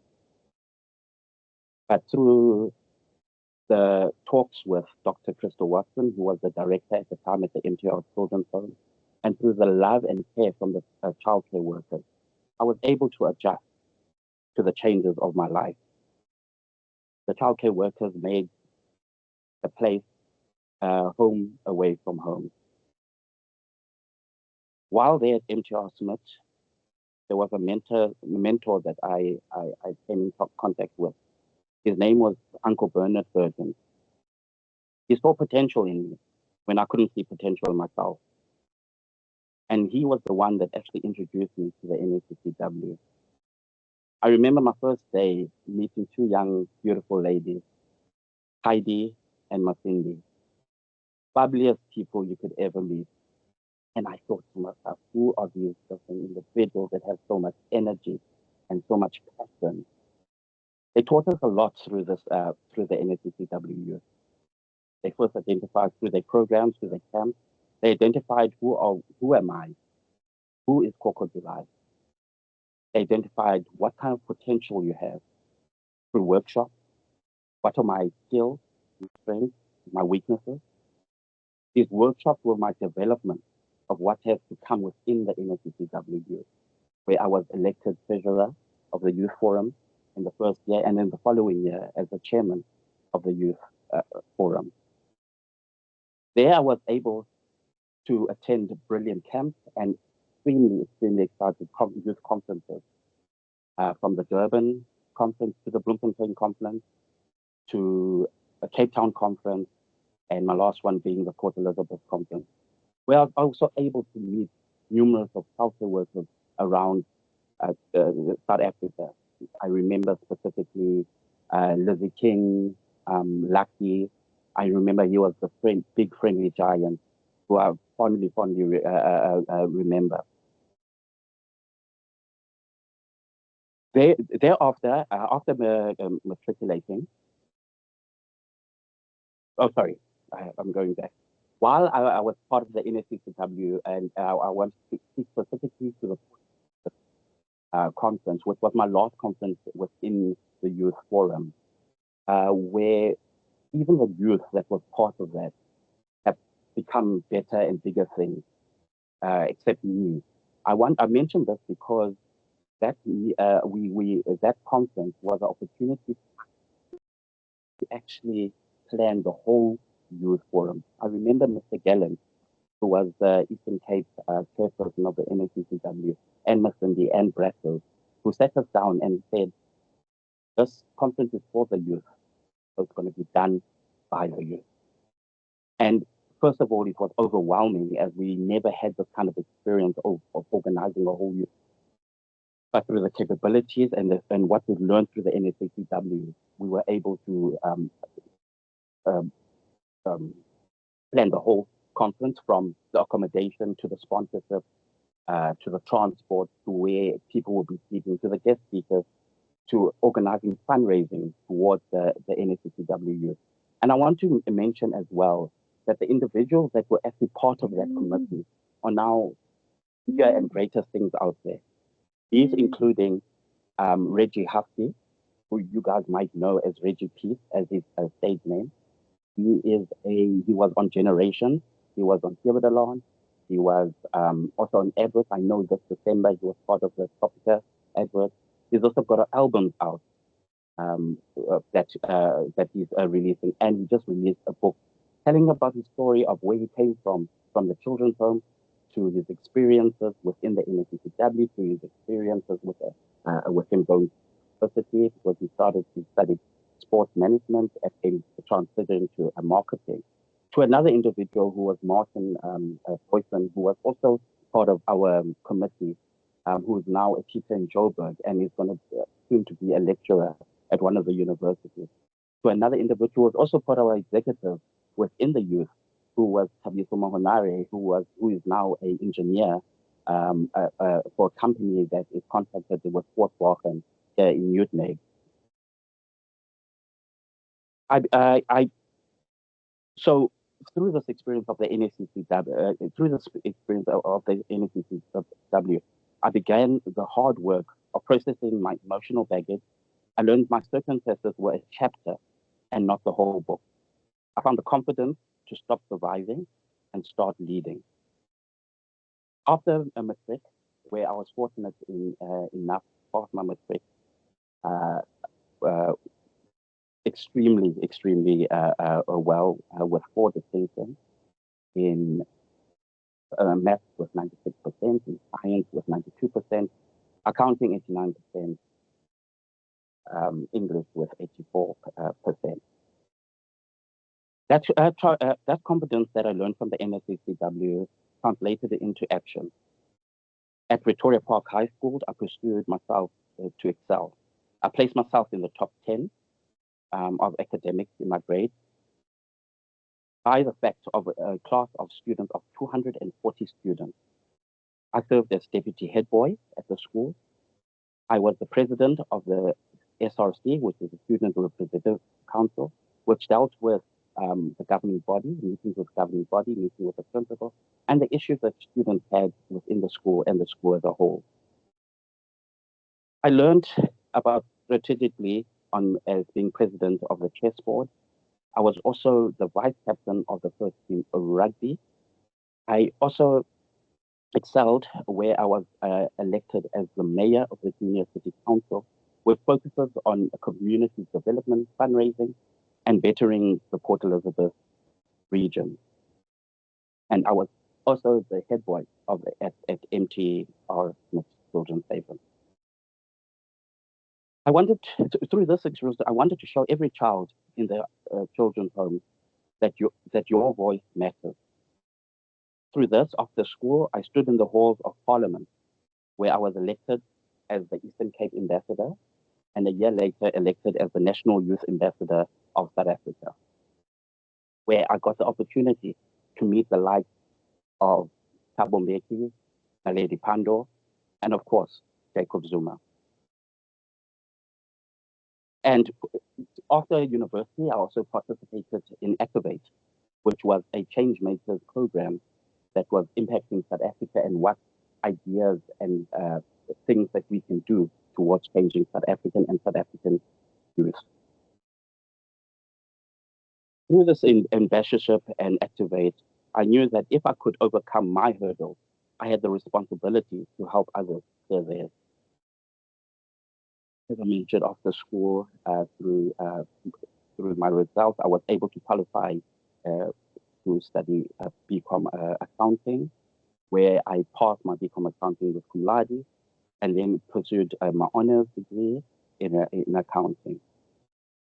Thereafter, my career has been a series of offers. I couldn't refuse because I prepared myself for every door that opened, from managing the Eastern Cape region for builders to serving as head of department for KPMG. I applied the same resilience I learned at MTR Smith and the NSCCW to the world of auditing and risk management. Today at Godress, I manage complex financial risks, knowing that the greatest risk I ever managed was the risk of giving up on myself. As I stand before you as a 35-year-old, having passed my first SAICA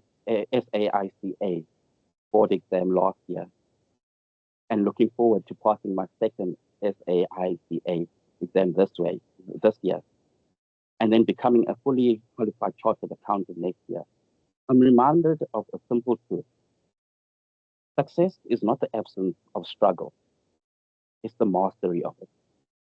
We are not defined by the moments that break us, but the ways that we choose to put the pieces back together. I thank you. Thank you very much, Coco. Listening to you, feeling very proud that you have been able to achieve so much, and we do acknowledge the difficulties that you went through in life, and you represent many, many young people who have got their own stories within the Youth Forum. So thank you so much. And in these words, I would like to move on to introduce Miss Christina Gibson from Adoption Centrum in Sweden.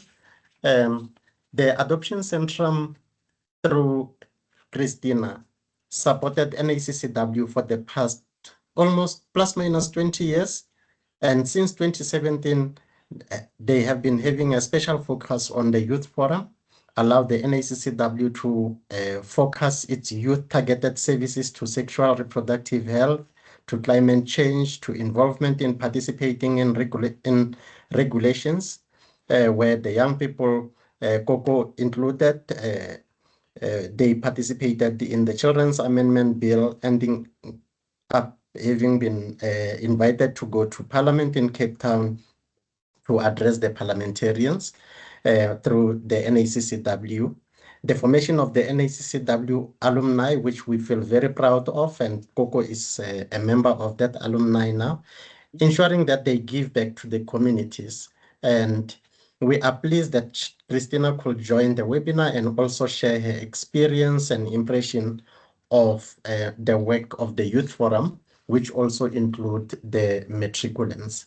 Thank you, Christina. Yes, good morning, everyone, and greetings from quite cold Stockholm. Thank you for inviting me to be part of this important conversation and celebration. It's a great pleasure for me also to join in today, and together with the representatives from the departments and from the youth and child and youth care workers and friends of NACCW. And thank you for all interesting presentations and testimonies, giving us a glimpse about the extent of the complex and hard work that is done behind these numbers of passing, and also by the learners themselves and child and youth care workers. Well, I'm speaking on behalf of Adoption Centrum, a Swedish NGO, and I would like to begin by saying how proud we are to have supported the NACCW Youth Forum, which include matric learners over many years, as Donald was mentioning. And during this time, I've had the privilege of seeing what sustained and long-term support can mean for young people, and especially for those who do not have stable support at home or are living in difficult circumstances. And what I've seen is that for young people who lack family support, school often becomes the most important place of stability in their lives. And that is why the presence of trained and committed professionals in schools is so critical. And I have personally seen this during the years when visiting schools, for example, Grabo that we heard about. There, the young people I met during my visit have described how the support they received at school from child and youth care workers and educators made it possible for them to stay in school during these difficult times of their lives. And for some of the learners, school was the only place where they felt seen, supported, and encouraged to continue despite the challenges. And what this shows us is that long-term and school-based support truly matters. And when children and young people are accompanied through matric and into tertiary education, they are more likely to remain in school. And when someone believes in them, they start to believe in their own potential. And I think this is something that we have seen again and again through our partnership with NACCW. And another thing that we find especially is that the children are now so committed of giving back, both to the community and to peers, that young people who once received support are now supporting other young people across the country, what you heard about the alumni. And I have also taken part of many stories of youth who are committed to making a difference in their own communities and working so that more children can access their rights.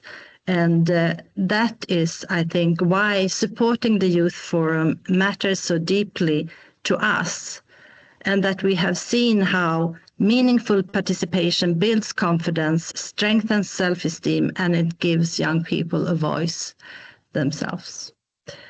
So I would like also to end by congratulating the Matric Class of 2025. And I think your achievements firstly reflect your own determination. But as we heard, it also reminds us of the importance of sustained support from dedicated professionals, schools, and peers. So we are proud to continue working alongside you and NACCW as you take your next steps forward. So thank you very much and congratulations. Thank you very much, Christina. We are very grateful that you could make the time to be with us. You have become very close to NACCW, and we, with your support, you may not be able to see the difference that you have made and continue to make, but there are many young people who have regained hope and have got courage to move on in life and do better for themselves and also to change their families because of the Adoption Centrum support. So thank you so much. I am now going to call on the Mr. Hilton Fisahi, who is the Director in the Examination System Administration in the Department of Basic Education. Just to say that Mr. Fisahi, briefly, he obtained his high education diploma at the Perseverance College of Education, and then he started teaching at the Colinda Secondary School in Vryburg, and then he moved to Danville Secondary School in Mafikeng, and where he taught mathematics and physical science and biology for the grade 12. He later moved to the Northwest Department of Education, where he was the first education specialist and was also the head of EMIS in the Northwest Province. He completed his qualification as Microsoft Certified System Engineer, as well as various other information technology courses, including Information System, Database Management, as well as Geographic Information Systems. He joined the Department of Basic Education as Deputy Director in EMIS. In 2014, he transferred to National Assessment of the ANA System Administrator, and where he is currently appointed as a director responsible for the examination system administration at the department. He currently manages the electronic examination computer system, including all learner mark capturing, mark processing, resulting in statistics, And I can also say that, Mr. Fisaki, we as NACCW would like to thank you so much for all these years. I think from around 2014, 2015, we have been able to collate the matric results because of the memorandum of understanding that we sign annually, and we now have a 3-year memorandum of understanding with your division, where we are able to access the matric results immediately after they are announced by the minister. And in that way, we are able to compile reports such as the one that we have sent to you and the department. So thank you very much for making the time to speak to us. Thank you, Chairperson. Can I be given rights to share my presentation? Yes. Let me see. Just give me a second. I'll do that.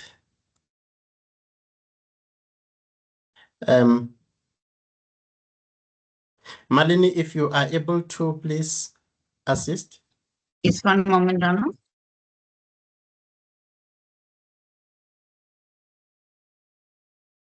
Thank you, Chair. While we are waiting for the share to become active, okay, it's active now. I'm going to bring my presentation on screen. I'm hoping you can see that, Chair. Yes, it is. Yeah, let me start off by saying thank you very much for the inspiring stories we've heard this morning, more particularly from the work that is being done in the sector as far as social support is concerned. I think in South Africa, it's a matter that deserves the greatest attention. We've heard from our matriculants, the battles they are fighting in their daily lives on how to overcome these burdens. And I'm glad you've invited me to give you an overview of the National Senior Certificate. Chair, I had to adjust my presentation slightly this morning based on what I was hearing there, because I tended to think more deeply with regards to what are the areas where the NACCW can really come to the fore and assist us as the Department of Basic Education in the contribution. You've given me 10 minutes, Chair, but the NSC is such a big system, I'm hoping I can complete everything. But I have sent you the slides, the PowerPoint presentation. You will see a number of the slides are hidden. You just have to unhide them, and you will be able to see all the detail. So let's go, Chair, and let me try and come to you. So the purpose, in essence, is to present to the NACC a reflection of the examination system, including learner performance in the 2025 NSC examination.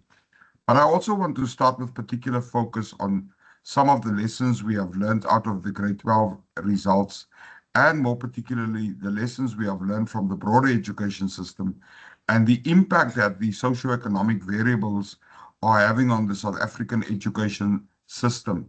In short, Chair, I'm just going to run through this. Our NSC is still mainly used to certify learners in South Africa, serves as the barometer to measure our schooling system performing. That data, we believe, must be used to improve the schooling system as a whole, and the subjects that our learners are taking are of critical importance to determine their future endeavors and where they will be moving in life, together with the support that goes together with those subjects they are taking within the education system. We believe that improving of learning outcomes needs to focus on the school, the subject, the learner. All three components needs to be capacitated in order to take our learners forward to become exemplary citizens in South Africa and in the broader world. If we look at the class of 2028 in context here, I'm going to concentrate on a few issues. This is one of the very important slides in the Department of Education because it tracks our learner movement from grade 1 right up to grade 12. If you look at what is on screen at the moment, those are the numbers that entered in grade 1, slightly inflated, because we do have learners in South Africa, as you would know as the NACCW chair. Many learners are taken into grade 1 simply because there are no parents to look after them. They are quite often younger than the admission age coming into grade 1. And grade 1 is in essence treated as a creche. Thus, we have an inflated number. But you would have noticed that there's a lot of noise made about how these numbers drop when they get through the system. Now, I want to focus on some of the key issues, and it's how those numbers change between the different phases in the education system. As an example, you'll see in grade 7, that number has dropped by almost 200,000. When you go to grade 9, that number has even dropped even further. In our FET phase, which is the NSC component, this is one of the main issues, and I want to talk to this a little bit more in the next few slides. From grade 10 to grade 11, we lose about 190,000 learners. And these learners, in essence, do not progress from grade 10 to grade 11, 190,000. Furthermore, we see about another 218 learners are not progressing from grade 11 to grade 12. That equates to almost 400,000 learners, Chair. That's simply between grade 10 and grade 12. Something is happening to these learners. They are either dropping out of the system because of their failure rates, and this is the challenges we predominantly face in the education system. So starting off, just to give you an understanding of the school phases, of course, we have the foundation phase, which is grade 1 to grade 3, the intermediate phase, which is grade 4 to grade 6, our senior phase, grade 7 to grade 9, and then the FET phase, which is the one I'm predominantly responsible for, which is from grade 10 to 11. Now, importance in the education system, and I heard colleagues talk about learners failing in these different phases. We have a progression policy, Chair, that simply says a learner is only supposed to fail once in each of the 4 phases. Example, in the foundation phase, a learner is only able to fail once and must then be promoted together with a catch-up program in the remaining phases for those grades. So if you take the 4 phases, it simply says that if a learner comes into the education system at the age of 6, it's going to take him 12 years to get to grade 12. If he has failed once in every phase, you add an additional 4 years to the learner's education program, which should take you to the age of 22 being the maximum age that learners should be in the education system.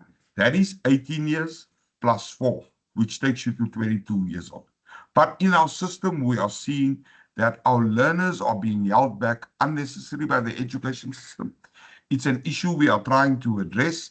And I'm going to say, Chair, this is where we need our support from our social childcare workers to come in more strongly to monitor these progression rules within the education system.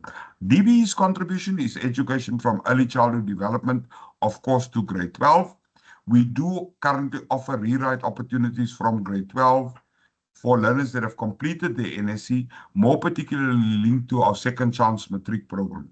Important issues on our learners level is the subjects they are selecting to prepare them for the real world, and the manipulation of our school principals to force learners into selecting key subjects which really are not going to assist them to prepare for the real world out there. DBE's programs, of course, are the school nutrition program, our no-fee school funding program, our support with the Department of Social Development, our social cohesion, school safety as learner well-being programs, and like I said, our second chance matric programs. These are some of the programs we are indeed responsible for. Again, I want to focus on progression criteria. In the FET phase, our regulations are saying a learner in the FET training phase may only be retained once in order to prevent the learner from being in that phase for more than 4 years. That's grade 10 to grade 12. A learner may not be in that phase for longer than 4 years. Our progression policy is quite simple, and I'm glad to bring this to the NACCW because, colleagues, I think you can play an important role in really assessing that schools are not unnecessarily holding back learners based on these regulations. For progression in grade 12, it simply says, remember, a learner takes 7 subjects. He must pass at least 4 of the 7 subjects in order to be progressed. He must have passed the language of teaching and learning, which is English and Afrikaans. He must have attended school on a regular basis. Now, I heard colleagues talk earlier about if learners are absent for 10 days, schools are forcing these learners out of the education system. That is simply against the rules. The current regulation says a learner must be absent for 40 consecutive days before that learner could, in essence, be challenged with leaving the education system. 20 days absent continuously still allows you to, in essence, write your matric examination. So these are some of the areas where I think it's important for our NACCW officials to understand how the education system operates. And lastly, of course, the learner must comply with the school-based assessment, which happens while he is attending school for the 7 subjects. This is just the flow of learners across their final grades.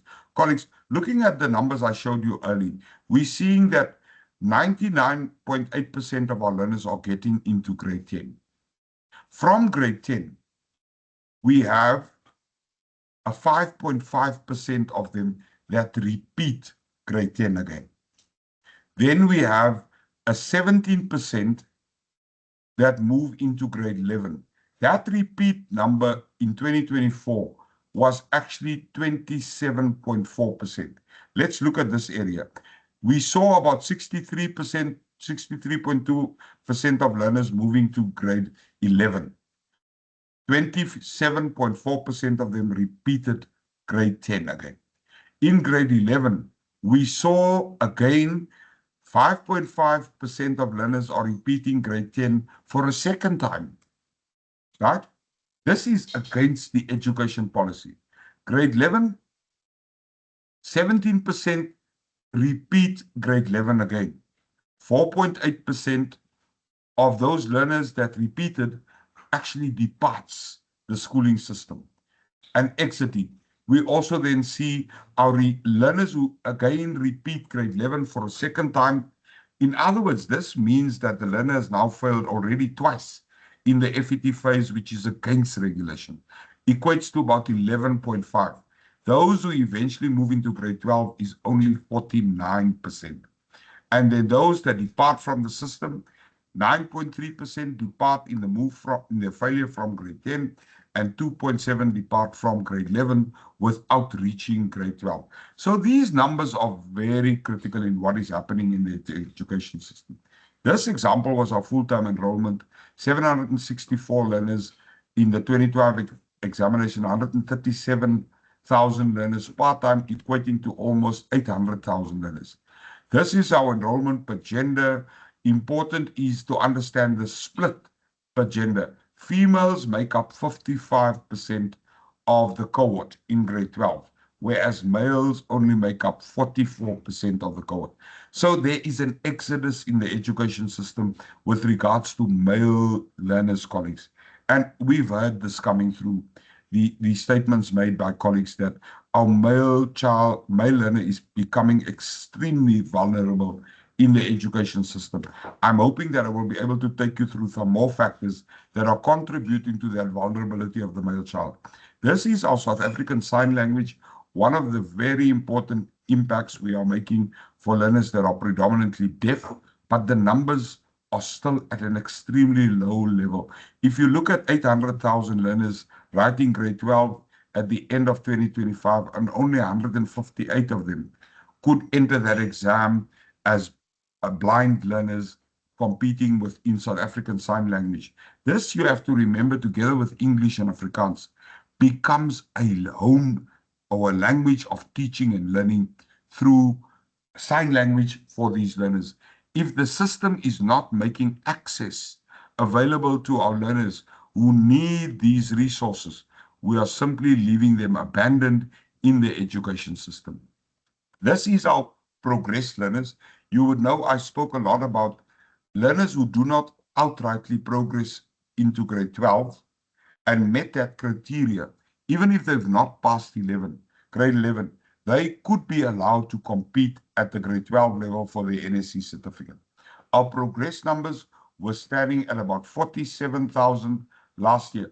But if you compare that to the 400,000 learners that are not progressing between grade 10 and 11, it is merely a fraction of what learners we should be seeing here. And again, the implementation of progression criteria becomes an important aspect that the NACCW can be assisting us. Special education needs, these were the numbers, 10,000 SNE learners with barriers to learning. In an education system of almost 1 million learners at grade 12, colleagues, our numbers are definitely not at the level where they need to be. Else in accommodations is an area for learners that are suffering with certain barriers to learning. They can be allowed to write the exam by giving them additional time, adaptation of question papers like large print. We produce Braille question papers, computers, voice to text. I'm just going through a few of these. You will see we had about 17,000 learners that were awarded accommodations in the 2025 NSC exams. The number is also too low, colleagues. This is an area where we need more impetus. Social grants, this is an area that is of extreme importance in the education system, colleagues. And I just want to raise two issues. The issue about active social grant recipients and inactive social grant recipients. This is full-time learners, colleagues. You will see that 604,000 of that 700,000 learners were social grant beneficiaries. That almost equates to 80% of the learners in the basic education sectors in grade 12 are social grant beneficiaries. 138,000 of them are active grant beneficiaries, which means in their grade 12 year, which was the most vulnerable year of their schooling, they were still receiving their grant. But about 78%, 465 learners, that carpet is pulled out from under them in their most vulnerable year in the education system. When they are in grade 12, they are thus classified as inactive social grant beneficiaries. In other words, when they reach the age of 18, the grant literally falls away. And this happens in their final year of schooling at grade 12 level. So this is a very important issue we need to go through and interrogate further. This was our performance at the 2025 examination year. We had a pass rate of 88%. This was the performance according to our provinces. You could see most of our provinces improved in their performance with the exception of Eastern Cape and Free State. And that's why KZN moved to position number 1 during our matric results release function, which was done by the minister. This is another very important factor, colleagues, which we as the educational system are. And this is reporting on data based on the fee-paying status of our provinces. And here we split our schools into no-fee schools. Of course, no-fee schools are schools where learners are exempted from paying school fees or contributing to any of the funding needed by the school, as the state supplies everything in a no-fee school. Fee-paying schools are where learners and their parents still have to pay fees. And then, of course, the independent sector is a sector that is managed completely on its own. Now, what is important here is to understand the difference between our fee-paying schools as well as our no-fee-paying schools. You will see our fee-paying schools are performing at 91.1% achievement. In other words, 183,000 learners out of the 201 learners achieved an NSC last year. Only 86.5% of our no-fee paying schools. So there is in general about a 10% difference between our no-fee paying schools and our fee-paying schools. I must say, colleagues, when you look at individual provinces, these percentages are moving very close to each other.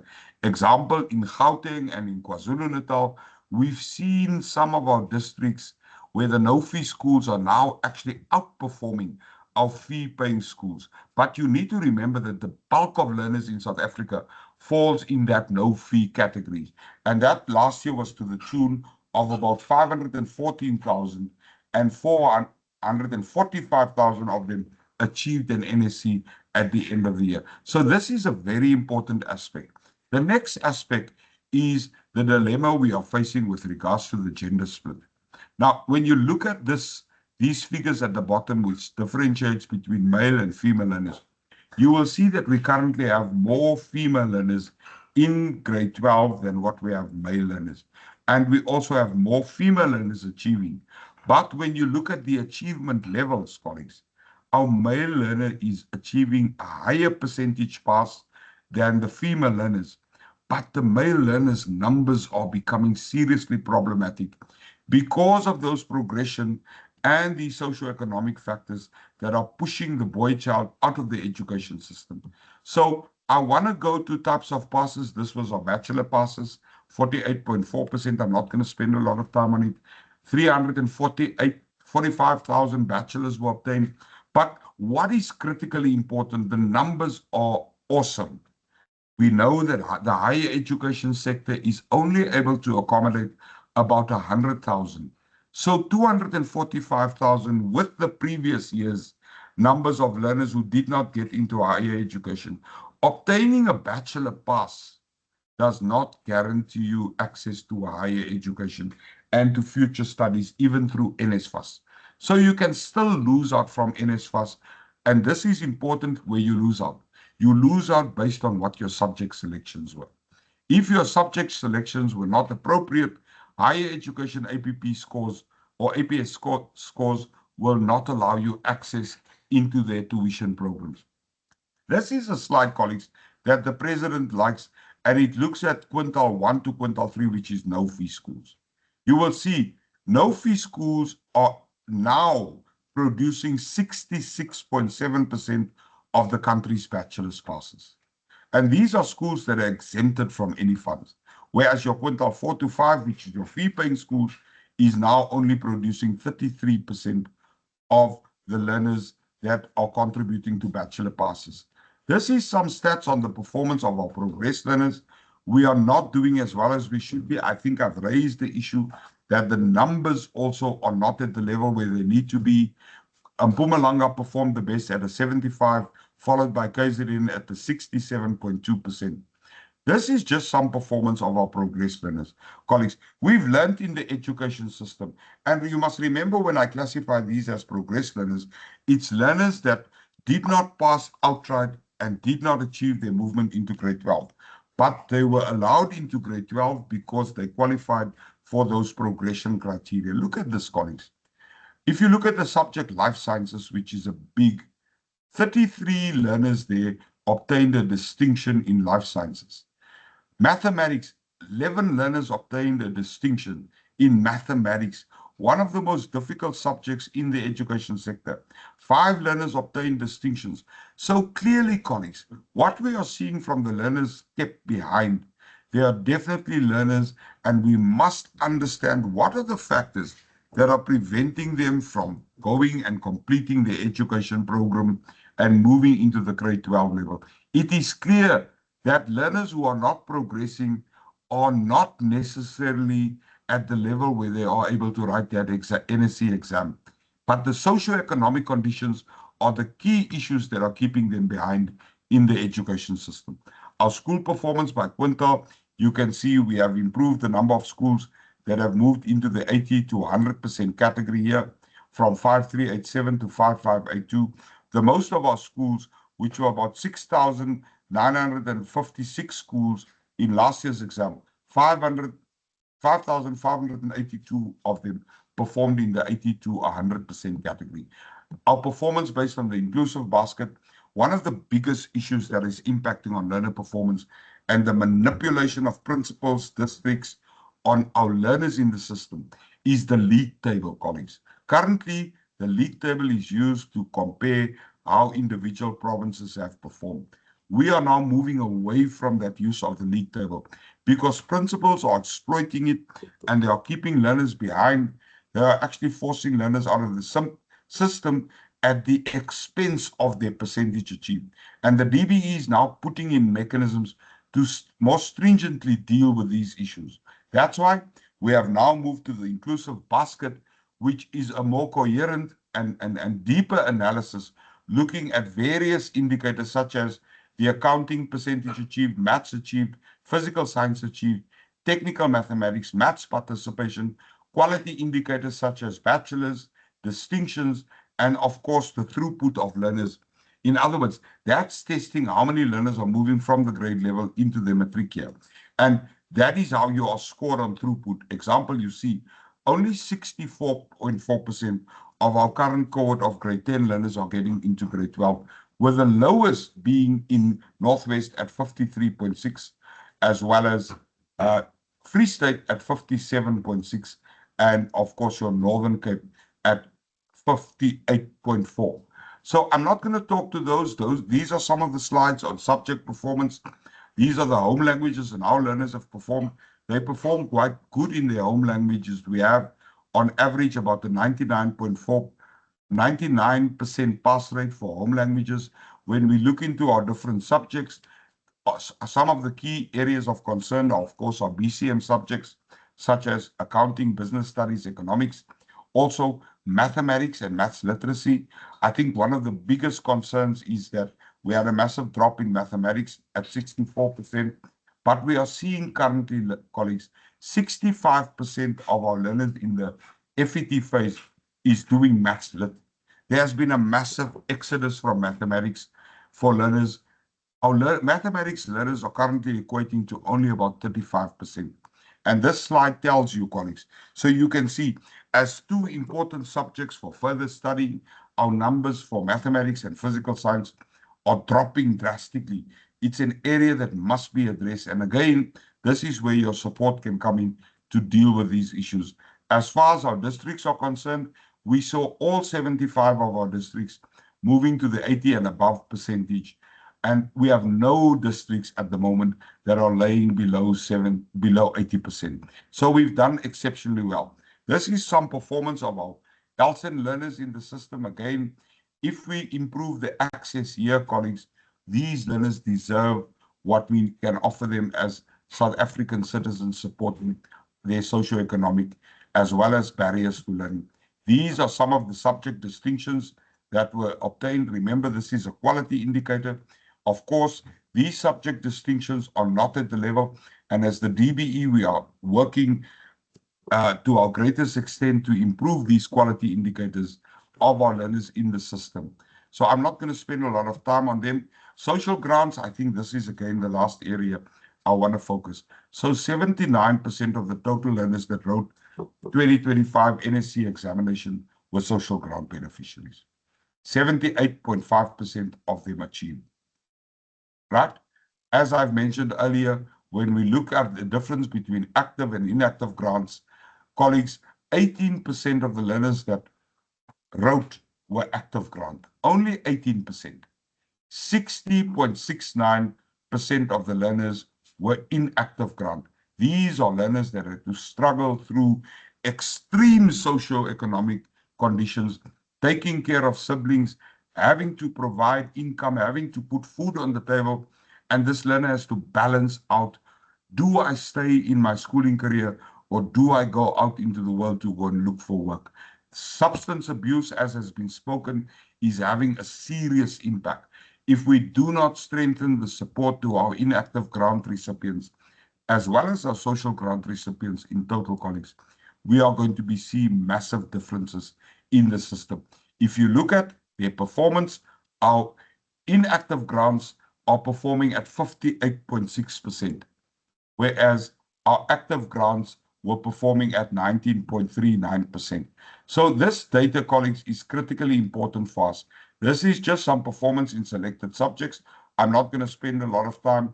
We also have our system in correctional services, where learners are incarcerated, and we are grateful for the support that we are getting from our NACCW for these learners as well. They actually did exceptionally well with almost a 96.15% achievement for those learners that are incarcerated at a full-time level in our correctional services institution.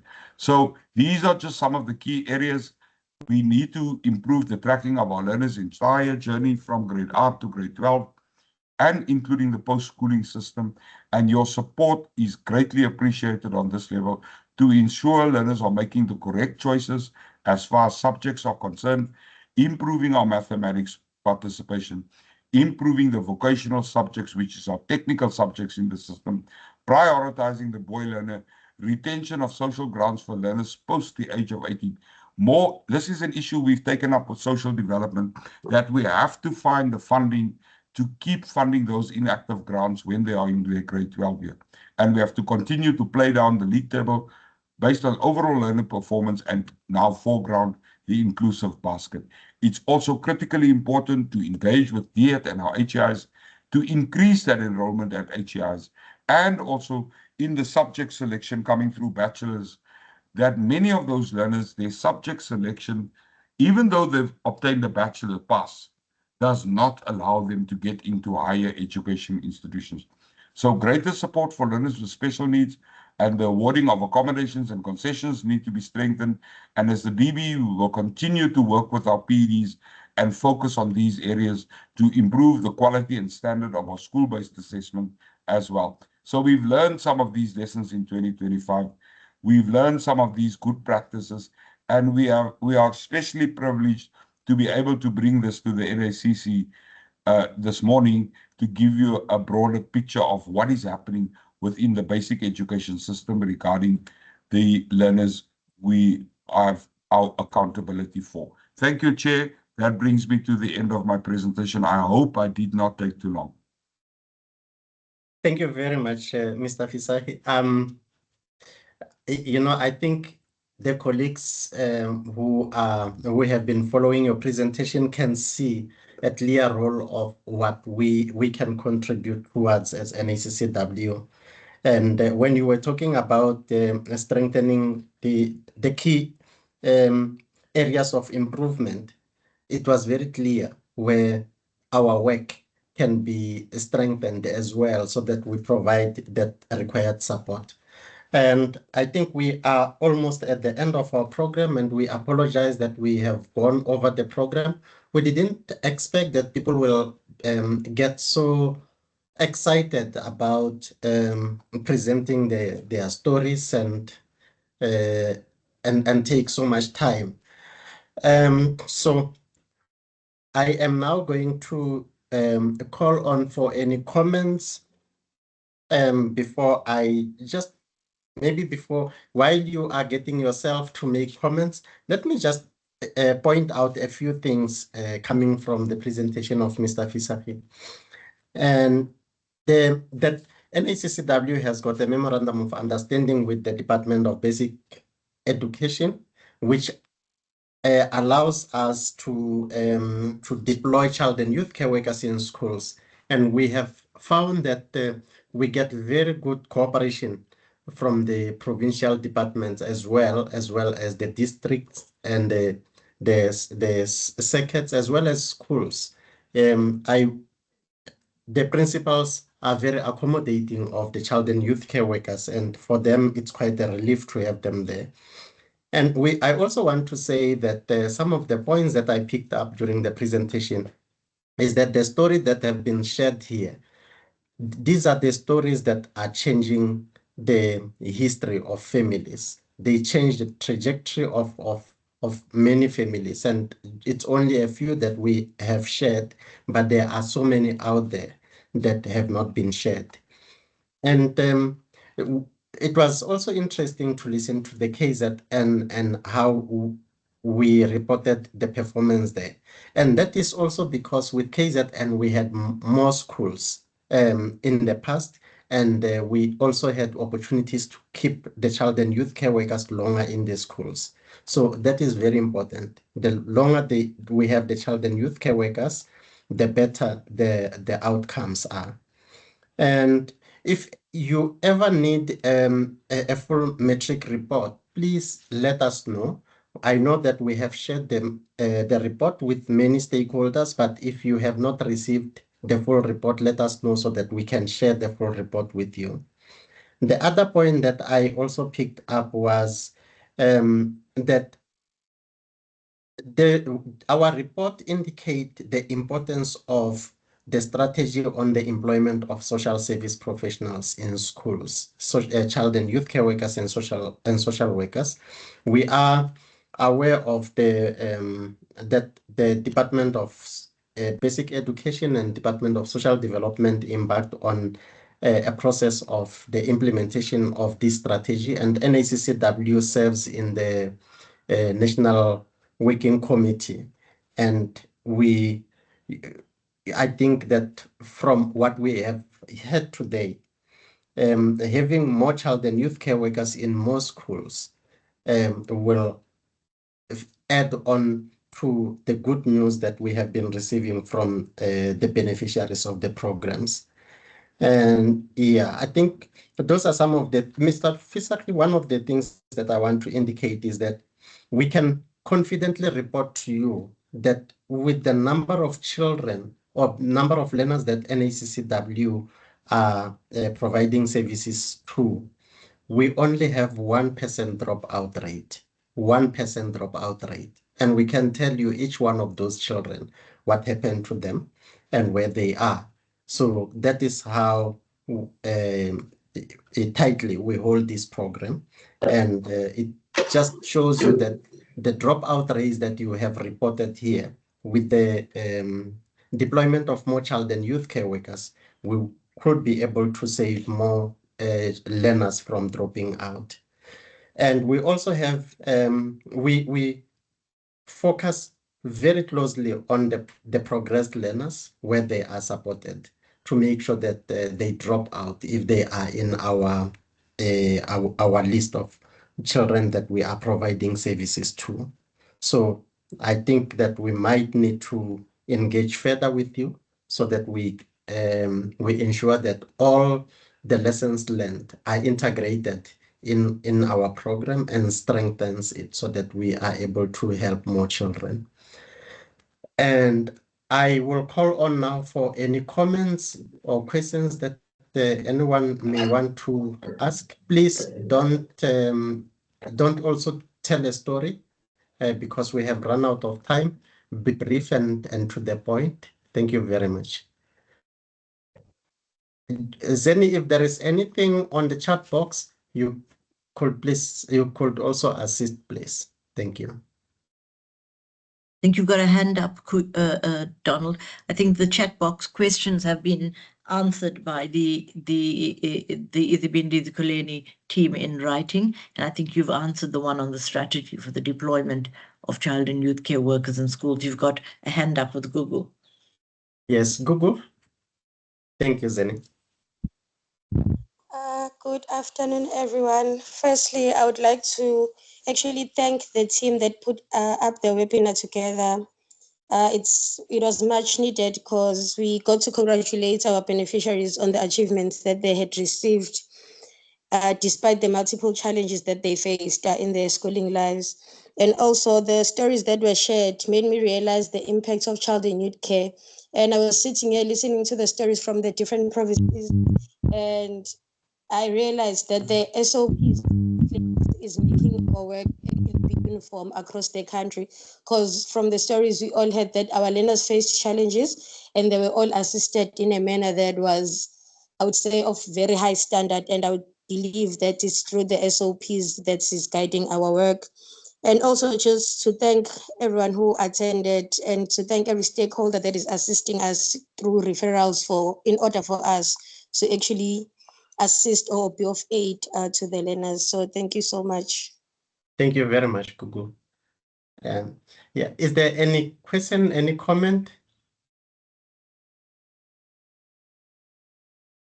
Donald, if I could just make 2 points. One is that I think that listening to the past successful matriculants share their stories, I think that our matriculants and our learners will see that the journey ahead for them can be positive, and they must continue to draw on the support of child and youth care workers and achieve.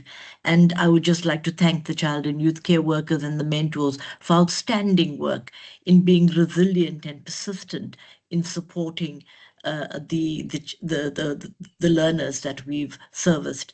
I just want to thank Mr.